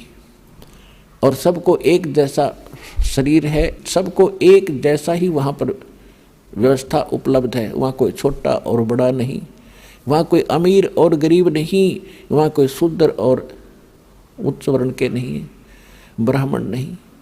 तो वहाँ पर राग द्वेष होता ही नहीं। और वैसे भी वो शरीर जो आपको मिलेगा वो शुक्रम कायम ऐसना विरम, वहाँ जो आपको शरीर प्राप्त होगा उसमें नाड़ी तंत्र नहीं होगा, एक तत्व से बना हुआ होगा। उसकी बनावट और उसके अंदर जो मशीनरी है वो बहुत अच्छी होती है, वो कभी नाश नहीं होती। और वहाँ जो आप खाते पीते हो वो कहीं विसर्जन करने के लिए नहीं जाना पड़ता, उस बॉडी में उतना ही कंज्यूम हो जाता है। उसमें एक ऐसा सिस्टम मालिक का बनाया हुआ है। तो कहने का भाव ये है कि वो सुख हम यहाँ खोज रहे थे युगों से। अब जैसे नमक की बोरी में 1000 बोरी रखी हो नमक की, उसमें खांड का टेस्ट कोई ढूंढे तो वहाँ तो हो ही नहीं सकता। वो तो बूरा की बोरी में मिलेगा और दोनों एक जैसे कलर में एक जैसे हैं, रंग एक जैसा है, बोरी एक जैसी है। इसी प्रकार उस सतलोक की या नकल है। सतलोक में एज इट इज सृष्टि है। यहाँ तो ये अब खत्म हो गए, जैसे पेड़ पेड़ ये तो कति कंडम हो गया काम सारा ही, इसलिए उसको सतलोक अमरलोक अजरलोक कहते हैं। वहाँ कोई वस्तु नष्ट नहीं होती। और यहाँ पर आप देख रहे हो ऐसी ही व्यवस्था है, ऐसे ही सृष्टि है और ऐसे ही वहाँ बाग बगीचे हैं, ऐसे ही पुरुष स्त्री हैं। और ये नकली संत सतलोक की महिमा गाते हैं, राधा स्वामी वाले या और भी कोई भी कबीर पंथी हैं, कहते हैं वहाँ प्रकाश ही प्रकाश है, चेतन ही चेतन है और परमात्मा निराकार है। आत्मा परमात्मा में ऐसे जाकर मिल जाती है जैसे बूंद समुद्र में, बस कोई अस्तित्व नहीं रहता। तो ये कहते हैं सटदल उवा बाई बकदा, ये उवा बाई बक्के थे। इनको ना आत्म अनुभव स्वानुभव नहीं, न इनको परमात्मा का ज्ञान समझ में आया, न इनको गुरु ठीक मिले, जिस कारण से इन्होंने ऐसे विधान सिद्धांत बनाकर हमें भ्रमित कर रखा था। तो वहाँ पर ये सृष्टि ये स्थिति है और वहाँ जाने के बाद आपकी फिर कभी मृत्यु नहीं होती। अब एक सोचने की बात है, एक गरीब आदमी है जिसके पास मुश्किल से 1-2 कमरों का मकान हो और उसको कोई कह दे कि चाल तुझे 500 एकड़ जमीन बना बनाई कोठी इतनी सुंदर, और उसको चल वहां तुझे देता हूं, या तो उसका विश्वास नहीं होगा, और विश्वास होगा 2 मिनट लाओगा छोड़ेगा ढूंढने, का पड़ा रहेगा चल अपना हमारा ही मौज, वो पड़ा रहेगा कि जिसका कोई बरतो चाहे ना बरतो। तो ऐसा ही है जो दास आपको बता रहा है, या तो आपका विश्वास नहीं होगा, लेकिन विश्वास दास करा के छोड़ देगा।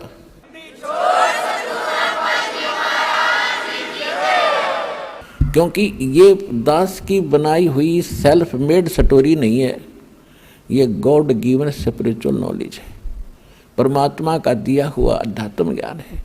और जिन महापुरुषों ने देखा उनका बयान है, वो बयान आपको सुना रहा है दास। आप उस बयान को पढ़ नहीं सके, समझ नहीं सके, इसलिए एक वकील की जरूरत पड़ती है। इसी प्रकार दास आपका वकील का भी काम करेगा उस परमात्मा के दरबार में। कर ले गुरु वकील मुकदमा भारी है, भाई कर लो गुरु वकील मुकदमा भारी है। ये बहुत भारी मुकदमा है, इसके लिए वकील की जरूरत पड़ेगी, वकील भी पूरा हो। जिन विधान का नहीं पता, संविधान का नहीं पता, और वो वकील बने फिरे हैं, दस यानी नकली संत बने फिरते हैं। ऐसे संतों को करने का, ऐसे वकीलों को भी करने का कोई फायदा नहीं जो वहाँ जवाब ना दे सके। तो इस दास के अतिरिक्त विश्व में इस विधान का कोई भी जानकार नहीं है पृथ्वी पर वर्तमान में।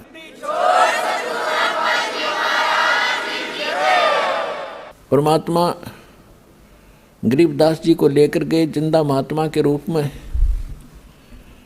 और गरीबदास जी देखकर उस लोक को होए हैरान रह गए। अजब नगर में ले गए हमको सतगुरु आने, जल के बिंब अगाध गति हम सूते चादर ताने। अजब नगर में ले गए भगवान मुझे खुद आकर के, ये प्रमाण दे रहे हैं गरीबदास जी, अपना एफिडेविट बता रहे हैं वाणी में। तो वहां जाकर क्या देखा कि परमात्मा बैठे हैं सिंहासन के ऊपर, ऊपर सफेद छत्र और सिर पे मुकुट है, जैसे राजा विराजमान होते हैं। और उन परमात्मा के चेहरे को में इतनी रौनक है, इतनी समाइल है कि देखते ही आत्मा खुश हो जाती है। और जो ही गरीबदास जी ने देखा कि ओहो ये बैठे हो भगवान, तो भाई हो न देखते ही रह गया उनके चेहरे की तरफ। उधर से एक परमात्मा अपने दूसरे रूप में, जिंदा महात्मा के रूप में जो नीचे गए थे, वही जाकर के एक चमर उठाते हैं। चमर जैसे आप देखते हो यहाँ ग्रंथ साहिब पर करते हैं, पीछे ये घोड़ी के से बाल से आ रहे सफेद सफेद, ऐसा चंवर करते हैं। और उठाकर चंवर करने लगे जो सिंहासन पर बैठे भगवान के ऊपर। अब गरीबदास जी देख रहे हैं कि ये बाबा जी जिंदा महात्मा यहाँ का, इनका कोई शिष्य है, यहाँ का नौकर है, सेवक है, जो भगवान पर चंवर कर रहा है। और परमात्मा ये है जो सिंहासन पर बैठे। उसी समय सिंहासन पर बैठे परमात्मा खड़े हुए, और नीचे से जिंदा महात्मा के रूप में जो गए थे भगवान, वो उस अनंत कोट ब्रह्मांड के सिंहासन पर विराजमान हुए। जो परमात्मा मुकुट पहरे हुए थे और जिसके एक रोम में, रोम कहते हैं बाल को, रोमकूप कहते हैं जो छिद्र जहाँ बाल उगा है, तो कहते हैं एक रोमकूप में या बाल में कहो रोम में इतना रोशनी है, करोड़ सूर्य मिला दे करोड़ चंद्रमा, इतना तेज। यहाँ तो इन आँखों से नहीं देख सकते हम उस तेज को, वहाँ हमारी आँखें दूसरी होती हैं, आत्मा की आँखों से देखा जाता है, और वो बहुत प्यारा लगता है, आँखें बंद नहीं होती। तो गरीबदास जी देख रहे हैं, असमंजस में पड़ गए, भी भगवान कौन सा इनमें। बाबा जी तो इस पर बैठ के कुर्सी पे, और भगवान खड़े हो गए चंवर करें जिंदा के रूप पर। थोड़ी सी देर में वो तेजो में शरीर, वो जिंदा महात्मा वाले शरीर में समा गया, और एकदम उनका नूरी शरीर हो गया, परमात्मा तेजो में शरीर।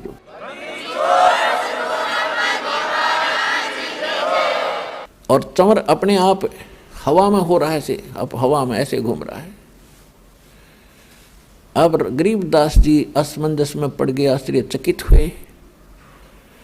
तब परमात्मा ने उसको कई घंटे तक वहाँ ज्ञान सुनाया कि बेटा आप देख रहे हो ये स्थान है तुम्हारा।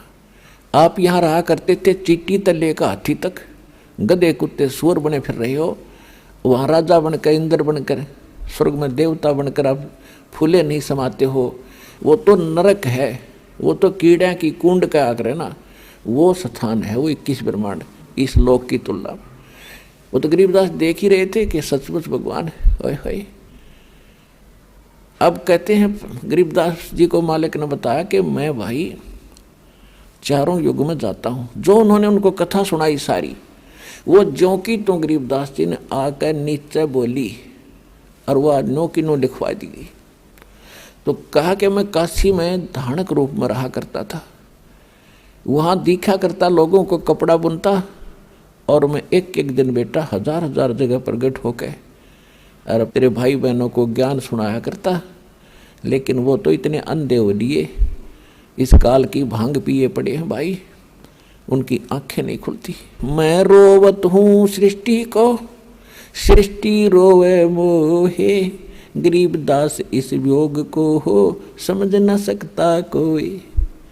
गरीबदास जी को भगवान समझा रहे हैं कि गरीबदास वो सभी मुझे खोद रहे हैं। हे सुखदाई परमात्मा, हे संकट मोचन, हे मंगल करने वाले परमात्मा, आप कहाँ हो, हमें सुख दो। और मैं जब जाके कहता हूँ कि मैं परमात्मा हूँ तो ये मेरी मानते नहीं, मेरा ज्ञान नहीं सुनते। हमरा ज्ञान किने ना सुनिया, ये पर भी लेन जात है दुनिया। पर भी नहाने जाते हैं कुंभ के मेला पे, और उड़े कत्लेआम हो जाता है, एक्सीडेंट दुर्घटना में मर जाते हैं, और कोरा पाप कमाते हैं, वहाँ कोई लाभ नहीं। उन बच्चों को काल ने इनको इतना भ्रमित कर दिया। तो गरीबदास जी कहने लगे परमात्मा अब मुझे यही रख लो। परमेश्वर ने कहा बेटा ऐसे नहीं रखा जाता। जैसा आपको पहले बताया था दास ने कि काल भगवान का और परमात्मा का एक एग्रीमेंट हुआ था। तो उसने ये कहा था कि भगवान आप अपना ज्ञान सुना के अपना बनाकर, जो हृदय से आपको चाहे, आपके ज्ञान को माने और आप में हृदय से आपको चाहेगा तो वो आपका, बाकी मेरे। जबरदस्ती ना करना, बलपूर्वक ना ले जाना। परमात्मा ने कह दिया था कि ठीक है मैं बलपूर्वक नहीं लेके जाऊंगा और अपना ज्ञान सुनाऊंगा। और दूसरी बात यह है कि जब आप यहाँ से गए भक्ति धन से परिपूर्ण थे, उतने ही भक्ति कमाई करके यहाँ आ सकते हो, वैसे नहीं आ सकते। अब तो मैं लाया हूँ आपको, लेकिन आप यहाँ रह नहीं सकते।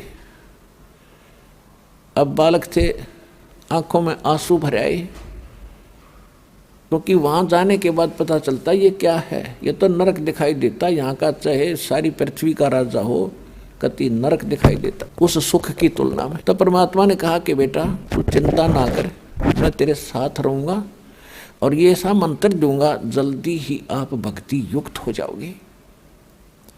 ऐसा नाम दूंगा सतनाम और सारनाम कि बहुत जल्दी भक्ति धनी बन जाओगे। अपने आत्माओं, इस आत्मा को हमने भक्ति से चार्ज करना है, भक्ति से फुल करना है, तब यह काम करेगी, तब ये भक्ति युक्त होकर के वहाँ जा सकती है।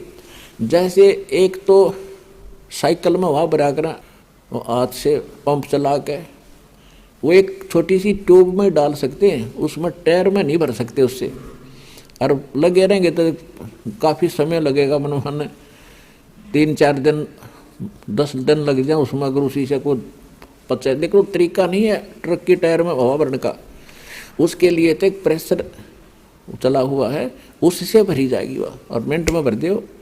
इसी प्रकार जो भक्ति विधि मैं बताऊंगा गरीबदास, वो इतना गजब की होगी कि थोड़े ही समय में तुम्हारे टायर भर जाएंगे, फुल हो जाएंगे।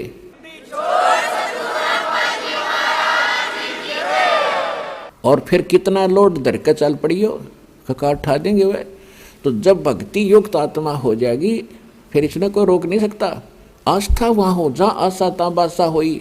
इस ज्ञान से आपकी एक ऐसी आस्था बनेगी, अरे संसार आप देख ही रहे हो, इसका तो आपको पता ही चल जाएगा, क्योंकि पहले तो आप अपने संसारिक व्यवहारिक काम में व्यस्त थे, लोगों को देख रहे थे, मान लिया था इतना ही काम है मनुष्य जीवन का, बच्चे हो गए, इन्हें पाल दें, इनका विवाह कर दें, फिर इनका संतान हो जा, मर जाए बेच सके, इतना ही जान रखा था हमने। अब पता चलेगा इसके मूल कार्य का, और फिर वहाँ जाने की अब विधि का प्राप्त होगी। तो उसके लिए परमात्मा ने उनको बताया कि एक मंत्र है 2 अक्षर का, दूंगा तेरे को, जिसमें एक ओम है, एक दूसरा गुप्त है, और तेरे को दूंगा लेकिन आप किसी को और को भी बताना नहीं, एक लिख देना अपनी एफिडेविट रूपी वाणी में, अमर वाणी में। और कबीर सागर में कबीर साहिब की वाणी में कुछ इन लोगों ने गड़बड़ कर दी थी, जिस कारण से परमात्मा ने अपनी महिमा की वाणी गरीबदास जी को अपना साक्षात्कार करवा कर सतलोक ले जाकर वापस छोड़कर उससे कंप्लीट लिखवा दी। कबीर सागर में भी 90% 80% बातें सत्य हैं, 20% इन्होंने अपने हिसाब से उल्टी सुल्टी कर ली, इनका समझ में आई को नहीं। इन नकली कबीर पंथियों के जिन्होंने अपने अनुकूल लगी उसको वैसे ही थोड़ा सा चेंज कर दिया, फिर भी उसमें सत्यता बहुत कुछ है। और गरीबदास जी ने फिर क्लियर कर दिया। अब क्या बताया गरीबदास जी ने अपनी अमृतवाणी में बताया है, सत्य नाम पालड़ रंग होरी हो, भाई 14 लोक चढ़ावे राम रंग होरी हो, 3 लोक पास्यंग धरे रंग होरी हो, तो ना तुले तुलाया राम रंग होरी हो। होरी माने जैसे हम होली मनाते थे ना, होली खेलते थे, तो गरीबदास जी के पास जब गरीबदास जी वापस नीचे आए थे, किसी ने कहा कि महाराज आओ होली खेलेंगे होली। परमात्मा बोले भैया नकली होली नहीं खेला करते हम, अब हमें पता चल गया वो असली होली खेलेंगे राम रंग वाली, राम के रंग में हम रंगे गए और ऐसे रंग गए यो फिर कदे ना उतरे मेरा। तो उसके बारे में बता रहे हैं, मन राजा खेलन चला रंग होरी हो, उस पर पटन पर लोक राम रंग होरी हो। फिर कहते हैं सत्य नाम पालड़ रंग होरी हो, 14 लोक चढ़ावे राम रंग होरी हो, 3 लोक पासे अंग धरे रंग होरी हो, तो ना तुल तुलाया राम रंग होरी हो। सतनाम का जो 2 अक्षर का मंत्र है उसकी कीमत बता रहे हैं गरीबदास जी। परमात्मा ने उनको बताया, उन्होंने फिर हमें बताया, तो परमात्मा गरीबदास जी को बता रहे हैं एक सतनाम का सिमरण श्वास और उश्वास से करने से, क्योंकि ये 2 मंत्र हैं और 2 ही प्रकार से इसका जाप होता है, उसकी कितनी कीमत बनती है। लेकिन अधिकारी से लेके अपनी मर्जी से कोई अपॉइंटमेंट लेटर लिख ले मैं लग गया तहसीलदार और लिख ले, साइन कर ले किसी के आप पे, तो वो नहीं लग सकता। वो तो अधिकारी ही अपॉइंटमेंट लेटर पे वो भर चाहे कोई, 2 साइन उसके होने चाहिए ओरिजिनल। तो इस विश्व में 21 ब्रह्मांड में इस नाम के दान करने का इस दास के अतिरिक्त कोई अधिकारी नहीं है।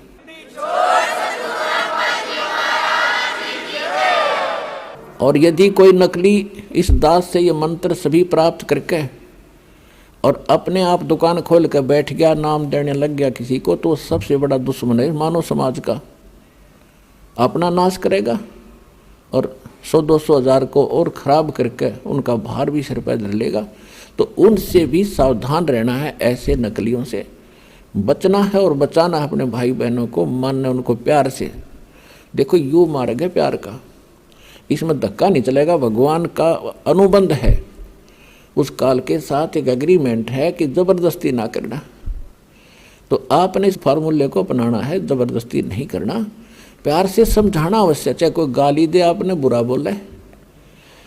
अब जैसे एक छोटा सा बालक और अग्नि में हाथ देने चला, हीटर जला था, हीटर की तरफ भाग रहा है और उसको उठा लिया बड़े भाई ने, बहन ने या पिता ने, और वो रो रहा है मुझे छोड़ दे, और वो उधर से बालक है नादान थप्पड़ भी मार रहा है सिर में, मुझे छोड़, तो हम नहीं छोड़ सकते, उसका बुरा भी नहीं मान सकते, ये बालक इसको पता नहीं, और छोड़ दिया तो जलेगा यूँ। तो ये कहते हैं ना, भावनाओं को ठेस पहुंचाता है रामपाल। रामपाल भावनाओं को ठेस नहीं पहुंचाता, आपका जीवन बचाता है।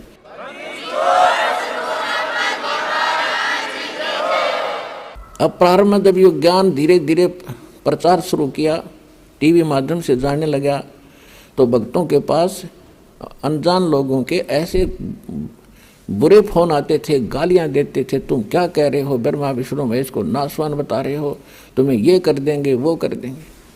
इनसे प्रार्थना कर रखी थी, भाई बोलियो ना, सुनते रहो पर चलते रहो, एक दिन आवेगा इनकी भांग उतरेगी। ज्ञान सामने रखा हुआ है, और अब भी नहीं समझेंगे फिर तो पत्थर हैं ये। और फिर जान बूझ साची तजय करे झूठ तने, ताकि संगत है प्रभु सोपन में भी ना दे। आंखों प्रमाण देख के और फिर भी नहीं मानेगा तो पत्थर आदमी है, कहते इसे नालायक के तो सपने में भी ना मिला हमने। तो इसी प्रकार आपका प्रयत्न है, प्रत्येक भाई बहन को समझाओ, और कोई ऐसी गलती कर रहा है उसको समझाओ, क्यों पाप का भागी बन रहा है, ऐसी गलती मत करो। आप भी दोबारा उपदेश लो वहाँ जाके, और इनको छोड़ो भगवान के बच्चों के। ये तो पहले दुश्मन बतेरे थे, ये काल के दूत नरे भेज रखे काल ने, इनको मिसगाइड कर दिया, सारे सबकी दुर्गति हो रही है, भक्ति भी कर रहे हैं, साधना भी कर रहे हैं, जो भी कोई क्रिया बताता वो भी कर रहे बेचारे, और फिर भी दुखी, क्योंकि वो शास्त्र विदिता कर्म मनमाना आचरण है, वो सत्य भक्ति नहीं है, शास्त्र अनुकूल नहीं है। शास्त्र अनुकूल भक्ति और पूरा कोर्स सतलोक आश्रम बरवाला जिला हिसार हरियाणा के अतिरिक्त विश्व में नहीं है।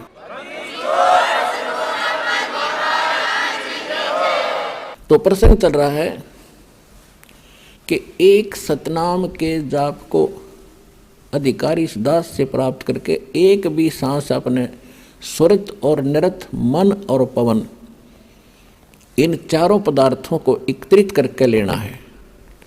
कबीर साहब कहते माला तो कर में फिरे और जिव्या फिरे मुख माही, मनुआ तो चहूँ दिस फिरे ये तो सुमरण नाही। कबीर साहब कहते हैं कि हाथ में तो माला मणिया घूम रहा है, और जीभ मुख में घूम रही है, और मन कहीं घूम रहा है, ये सुमरण नहीं होता। कहते हैं स्वरित नृत मन पवन पर, और सतनाम का वो जाप लगातार चले। सुरत नृत मन और पवन इकट्ठे रखे। जैसे आप सिमरण करते हो, सांस के सिमरण सतनाम दिया है, या प्रथम मंत्र भी जाप करते हो, उस पर ये ध्यान रखे कि जैसे आप प्रथम मंत्र बोला प्रथम मंत्र का, तो ये सोचा ये किसके विषय में है। 5-4 जो लगातार जो मंत्र करें, 5-4 बार ये अभ्यास करें, ये किसका है।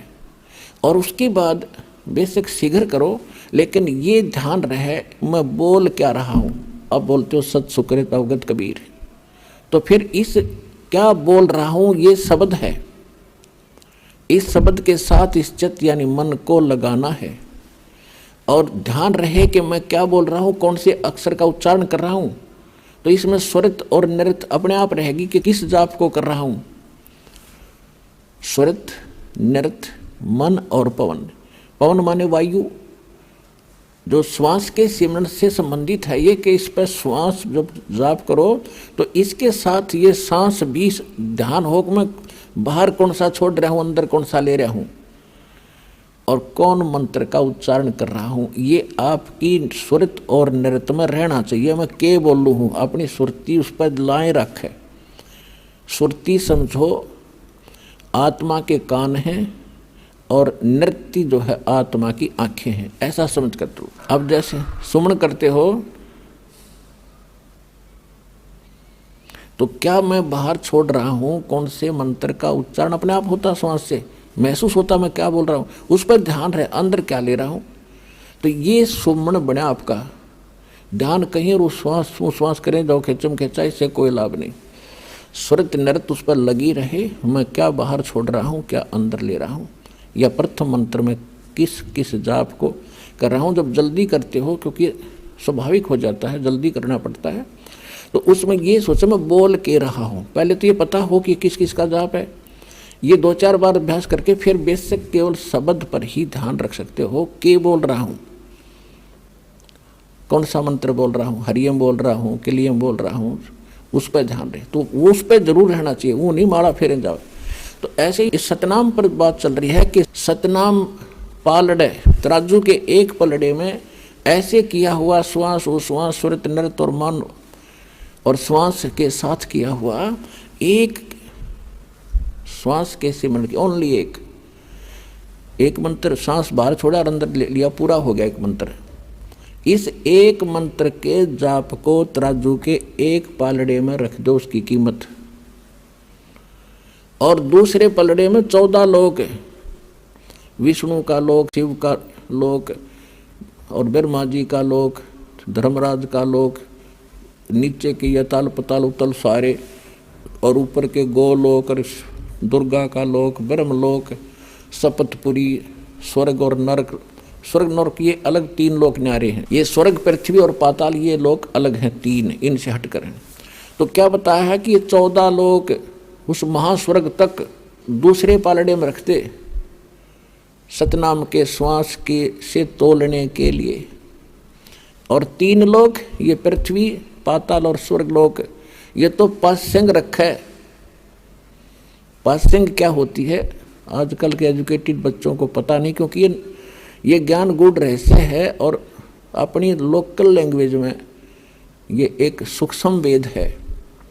तो दास का जन्म ऐसे समय में दिया, दाता ने, दास ने दोनों जमानों की लैंग्वेज का ज्ञान हुआ, जिस कारण से इन गूढ़ रहस्यों को आज समझ सका। और इस ग्रंथ को, गरीबदास साहिब जी के ग्रंथ को आज के बालक पढ़ के देख लो, इन्हों का डरते इसमें पता नहीं क्या लिख रखा है, क्योंकि वो भाषा उन्होंने अपने उस समय की भाषा में लिखा। तो उसमें क्या लिखा है, पासिंग किसे कहते हैं। जैसे हमारे यहाँ दास का जन्म किसान परिवार में हुआ, तो हमारे घर पर ये व्यापारी लोग आते थे, कोई चने तुला ले जाता था, कोई बाजरा, कोई गेहूँ। तो वो क्या करते थे, जब तोलते समय हमारे पिताजी कहते थे कि भाई लाला जी अपनी तराजू चेक करा पहले। वो देखते थे अगर थोड़े से अनबैलेंस्ड होती, वो सौदा करने आया था, जैसे गेहूं का ढेर पड़ा है और उसी को तोलना था, तो गेहूं ही एक मुट्ठी उठाई उस ढेर में से, और तराजू को एकसार करने के लिए, एररलेस करने के लिए, उसकी त्रुटि निकालने के लिए एक पलड़े में वो थोड़े से गेहूं डाल देता था, 2-4 ग्राम, और जिससे वो डिफेक्ट तराजू का ख़त्म हो जाता था। तो उस तरफ बट्टे रख देता था। और फिर उसके बाद वो सौदा कणक का तो घना था, वो पासिंग का तो कोई सौदे में अकाउंट है नहीं उस पासिंग का, तो जो रखे थे इतने गेहूं, तो ये पासिंग समझो। तो अब क्या बताते हैं गरीबदास जी, सतनाम पालड़े रंग होरी हो। सतनाम के 2 अक्षर हैं, वो तो स्पष्ट लिखा है वाणी में। सतनाम तो दास इसलिए बोल रहा है, इसको थोड़ा सा सार्वजनिक कम कर रहा हूं अभी, वैसे कर तो दिया तकरीबन। वो 2 अक्षर का नाम है, एक ओम और दूसरा वो तत् सांकेतिक है। कहते ये सतनाम है 2 अक्षर का, ये 2 अक्षर के नाम का जाप सतनाम कहलाता है। तो कहते सतनाम पालड़े रंग होरी हो, और 14 लोक चढ़ावे राम रंग होरी हो। 3 लोक पासिंग धरे रंग होरी हो, तो ना तुले तुलाया राम रंग होरी हो। ओए होए, अब एक सिमरन की ओए होए इतनी कीमत है। और परमात्मा खुद अपनी वाणी में बोलते हैं, कबीर कहता हूँ कहीं जात हूँ और कहूँ बजा के ढोल, श्वास जो खाली जात है ये 3 लोक का मोल। ये तो जो बिना नाम करे तुम खाली छोड़ रहे हो, ये भी इतना कीमती है, 3 लोक का मोल। और सतनाम के साथ जाप किया जाता, कहते 3 लोक पासिंग धरे रंग हो रही हो, तो ना तुला तुला राम रंग हो रही हो। इसकी इतनी कीमत बन जाती है सतनाम के जाप से। और फिर सारनाम, ओए होए, उसका तो कहना है कि आपके ऊपर जो परमात्मा ने रहम किया है उसका कोई एस्टीमेट लगा कर दास नहीं बता सकता, कितनी दया आपके ऊपर हुई है। यहाँ आना हंसी खेल है। आप देख लो हरियाणा के लोग कितने आ रहे हैं, और मध्य प्रदेश, उत्तर प्रदेश, राजस्थान, वहाँ से कैसे आ रहे हैं? तो कहते हैं अभी तक इन्होंने ज्ञान नहीं या इनके इतने अच्छे संस्कार नहीं बने हैं जो यहाँ तक पहुँच सके। तो एक दिन ऐसा आवेगा, परमात्मा ने बोल रखा, पूरा विश्व ने ही ये ज्ञान स्वीकार करना ही पड़ेगा और कोई विकल्प नहीं है, नहीं तो घने दुखी हो जाएंगे।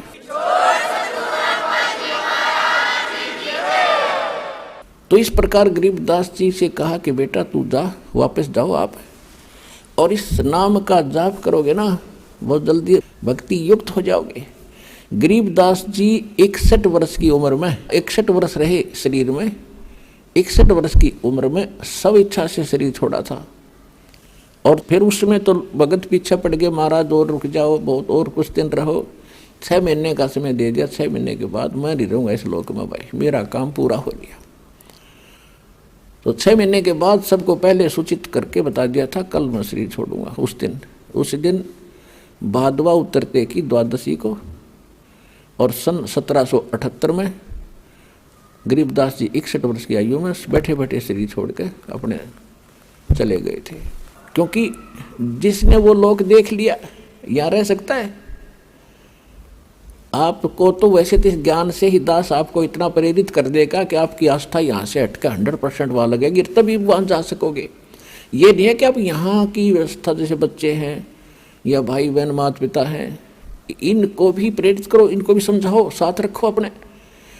और लास्ट में जब मृत्यु के समय एक ध्यान रखे, किसी भगत की भी मृत्यु होती हो तो उस समय उससे ये नहीं पूछे तेरा कौन याद आव है, किसने बुलावा। उसको ये कहे सुरतीला सतलोक में कदे उड़ जाए, पोते पोतिया में पीछा छुटवा ले, टाइम है तेरा। तो वो थोड़ी भूल पड़े तो उसका याद दिलानी चाहिए, सुमन कर भगत जी, सुमन ना छोड़िए। गरीबदास जी को परमात्मा ने समझा बुझा के और वापस भेज दिया। उधर से क्या हुआ कि पीछे से वो पाली गवाले थे, उनका याद आई 4-5 घंटों के बाद। वो दूर ले गए उन पशुओं को। उन्होंने कहा वो बालक कहाँ है? लड़की का लड़का, उसको लिया उठा कर, उसका समय आ गया गाय घेरन का, उसकी नंबर आ गया यहाँ पाली बनकर खड़ा होने का। वो पहुँचे वहाँ पर जहाँ पर वो छोड़ के आए थे। गरीबदास जी 10 वर्ष के बालक, पहले अच्छे हट्टे कट्टे शरीर थे, अच्छा मजबूत सा शरीर होता था, ऐसे बैठे आसन लगाए। तो उसने दूर से आवाज़ लगाई पहले तो, फिर निकट जाकर उसको पकड़ के कहा खड़ा हो ले भगत जी, समाधि कहाँ चली गई तेरी? वो गिर गए, क्यों वो शरीर में थे ही नहीं। अब उसको देखा सड़क डॉक्टर ने देखी, खत्म। उसने आवाज़ लगाई कि लड़का मर गया, भागो। वो पाली दौड़ कर आई। सबने देखा सचमुच बाबा जी ने जादू तंत्र का दूध पिला दिया, बालक मर गया।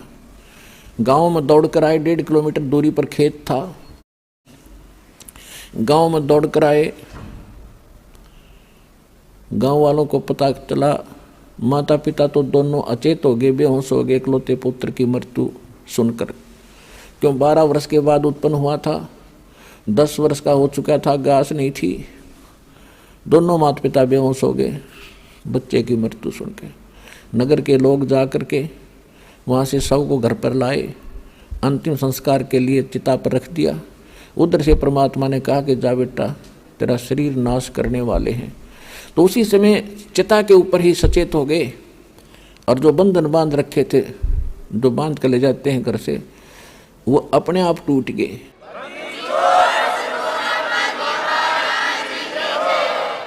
और खड़ा होते ही नीचे उतर आए, उतर कर चल पड़े, और ये वाणी बोलने लगे। जो गरीबदास जी की वाणी का हम पाठ करते हैं, दास उन्हीं की वाणी को अधिकाधार बनाकर आपको ज्ञान सुनाता है। अजब नगर में ले गए हमको सतगुरु आने, जल के बिंब अगाध गुति वासुते चादर ताने। पर पटन व परलोक है जहाँ अदली सतगुरु सारे, भक्ति हेत से उतरे पाया हम दीदारे। इस भाषा को गांव वाले नहीं समझ सकते, और जो मालिक ने उनके अंदर वो ज्ञान फीड कर दिया तो करना ही था कंप्यूटर की तरह, फिर वो बोलने लग गए। क्योंकि परमेश्वर ने कहा था कि बर में पंथ में, गरीबदास वाले पंथ में, उस पंथ के प्रवर्तक द्वारा मेरी महिमा की वाणी प्रकट होएगी। वो तो होनी ही थी। और फिर परमेश्वर ने यह भी कहा कि उस बर में पंथ में, गरीबदास वाले पंथ में जब वो चल चुका होगा तो उसमें फिर मैं स्वयं आऊँगा और सभी पंथों को खत्म करूँगा। इस ज्ञान से मेरे बच्चों को एक करूँगा, सभी एक होंगे, सबका मोक्ष करूँगा। तो उसी गरीबदास वाले पंथ में ये दास भेज रखा, उस परमपिता ने अपना दास भेज दिया, अपना नौकर भेज दिया। पूरी भक्ति विधि, पूरा कंप्लीट कोर्स, पूरी पावर देकर आपको मोक्ष कराने का पूरा प्रबंध दे करके दास को भेज रखा है। ये सब प्रमाणित समझ लेना, सच समझना। अब ऐसे ही गांव वालों ने सोचा, भाई बाबा जी ने जंतर मंत्र का दूध पिला दिया, जादू जंत्र का टोने टोटका करके कुंवारी गाय का दूध निकाल कर पिला दिया और लड़की का लड़का पागल हो गया। अब वो बात करें सिद्धि, वो जवाब दे कहाँ गया था, वो कौन था बाबा जी, तो वो क्या बताया करते, अनंत कोट ब्रह्मांड का एक रति निभारे, सतगुरु पुरुष कबीर हैं वो कुल के सर्जनहारे। और फिर क्या बताते थे, अलल पंख अनुराग है सुन मंडल रे थीरे, दास गरीब उधार दिया मोए सतगुरु मिले कबीर। अब गांव वाले क्या समझे इन गुड ड्रेसियों को, तो उनको पागल कहने लगे, गरीबदास जी को पागल, बावड़ा, पागल हो गया लड़का, कोई बातें नहीं करता ढंग से। तो न्यू सोचा भी कोई बात नहीं, लड़की इस बावड़े ने देख कर जी लेगी, ये जीवित तो हो गया, पागल है जैसा भी, या लड़की मरा हो नहीं था इसकी माँ, अब इसको देख कर ये अपना जीवन जी लेगी, ये कहकर सब्र कर लिया। उसके बाद झाड़ फूक वालों को भी दिखाया, जादू जंत्र वालों को भी दिखाया, लेकिन उस पर क्या असर करे था जादू जंत्र वाला, वो तो जिसने जादूगर ने जो मंत्र कर रखा वो चलेगा फिर थे। अब 3 वर्ष के बाद एक दादू पंथी संत था, क्योंकि दादू साहिब जी को भी परमात्मा ऐसे ही लेकर गए थे सचखंड में, एक जिंदा महात्मा के रूप में आए थे। और 7 वर्ष के दादू जी थे, तब बच्चों में खेल रहे थे, वहाँ उनको मिले थे, सचखंड लेकर गए थे, फिर वापस छोड़ा था। तो दादू साहिब जी ने परमेश्वर कबीर जी की बहुत महिमा गा रखी है। जिन मुझको निज नाम दिया सोए सतगुरु हमारे, दादू दूसरा कोई नहीं वो कबीर सिरजनहारे। जो दादू पंथी संत था, एक बनिए के घर जन्म था उसका, 65 साल की उम्र होली थी, घर त्याग कर सन्यासी होकर के, बाल बच्चे छोड़ के वो दादू पंथ में दीक्षित होकर के और सन्यासी बनकर घूमता रहता था।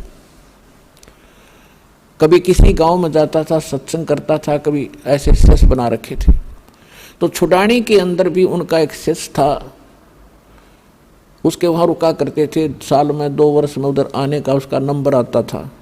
तो 3 वर्ष के बाद जब वो वहाँ पहुँचा छुडानी में, तो जिसका वो शिष्य था उसने प्रार्थना की कि महाराज जी हमारी लड़की के लड़के पर किसी ने जादू जंत्र कर दिया, ऐसे ऐसे कुंवारी गाय का दूध निकाल कर पिला दिया, वो लड़का मर गया था। यह तो शुक्र है भगवान का, उसके सांस वापस आ गए, लेकिन वो पागल हो गया। और कहते हैं संतों की विद्या को संत ही काट सकते हैं। आप दया कर दो, आप कुछ कर सकते हो तो उस दादू पंथी गोपाल दास नाम था उसका। गोपाल दास ने कहा कि भी लाओ मेरे पास, कोई दिक्कत नहीं, भूत प्रेत का साया नहीं रहेगा, मैं जानता हूँ विद्या। अब वो व्यक्ति गरीबदास जी के नाना जी के पास गए और उनसे कहा कि ऐसे ऐसे मेरे पास एक महात्मा आते हैं, बड़े पहुँचे हुए हैं और बच्चे का वो इलाज कर देंगे। तो 5-7 गाँव के बुजुर्ग से, जिम्मेवार से आदमी उस बच्चे ने लेकर वहाँ गए, उसी गाँव उसके घर पे। तो गोपाल दास ने पूछा कि बेटा वो कौन था जिसने तुझे बर्बाद कर दिया, क्या नाम था उसका, कौन था वो, क्या किया उसने। तो गरीबदास जी ने कहा कि मुझे बर्बाद नहीं किया, मुझे आबाद कर दिया। अजब नगर में ले गए हमको परमेश्वर आने, जल के बिंब अगाध गति हम सूते चादर ताने। हम सुल्तानी नानक तारे दादू को उपदेश दिया, जात दुलाहा भेद न पाया वो काशी माहे कबीर हुआ। अनंत कोट ब्रह्मांड का एक रति नहीं भारे, सतगुरु पुरुष कबीर हैं ये कुल के सिरजनहार। काफी देर तक गरीबदास जी ने वह अमृतवाणी की बौछार लगा दी। अब गोपाल दास का होश हवास उड़ गए कि गांव वाले इसने पागल कहे, अरे तेरा गजब हो, ये तो अनमोल रतन से भरे पड़े हैं ये बच्चे, ऐसी अनमोल वाणी ऐसा ज्ञान मेरे हृदय में टच कर रहा है मुझे एक एक वाणी इसकी। तो कहने लगा वो 65 साल का महात्मा उन बुजुर्गों को कहने लगा, गांव वालों ये बावड़ा को नहीं, ये बावड़ा नहीं है, बावड़े तो तुम हो जो इसको समझ नहीं पा रहे। और वो 65 साल का बुजुर्ग एक 13 वर्ष के बच्चे के आगे हाथ जोड़ कर खड़ा हो गया। अर्जों के महाराज जी यह वाणी लिखवा दो, यह वाणी लिखवा दो तो अनमोल रतन है दाता, कलयुग में जीवों का उद्धार करेगी, वाणी लिखवा दो। अब गरीबदास जी चल पड़े उठ के उसको पक्का करने के लिए। गांव वालों ने सोचा बाबा जी का भी असर हो गया इसमें, तो बुरी बला है कि गरीबदास में, कि बाबा जी भी पागल हो गया, इस पर भी असर हो गया इस बच्चे वाले संकट का। वो तो संकट देखा था उन्होंने, संकट मोचन थे वह।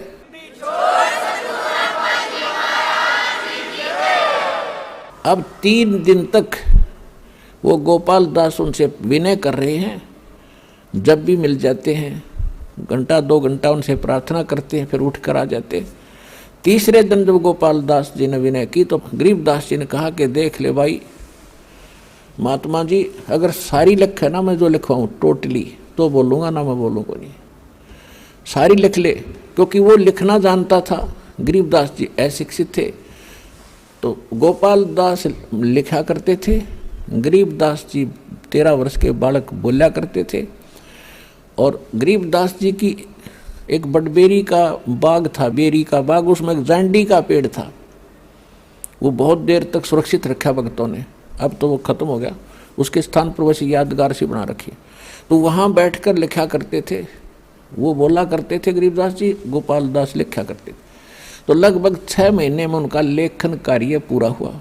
उसके बाद भी वो गोपाल दास ज़्यादातर रहने लग गया उनके साथ, और वो कहीं कोई बात होती तो फिर भी बोला करते थे, तो गोपाल दास साथ साथ लिख लिया करते थे। तो काफ़ी समय तक ये वाणियाँ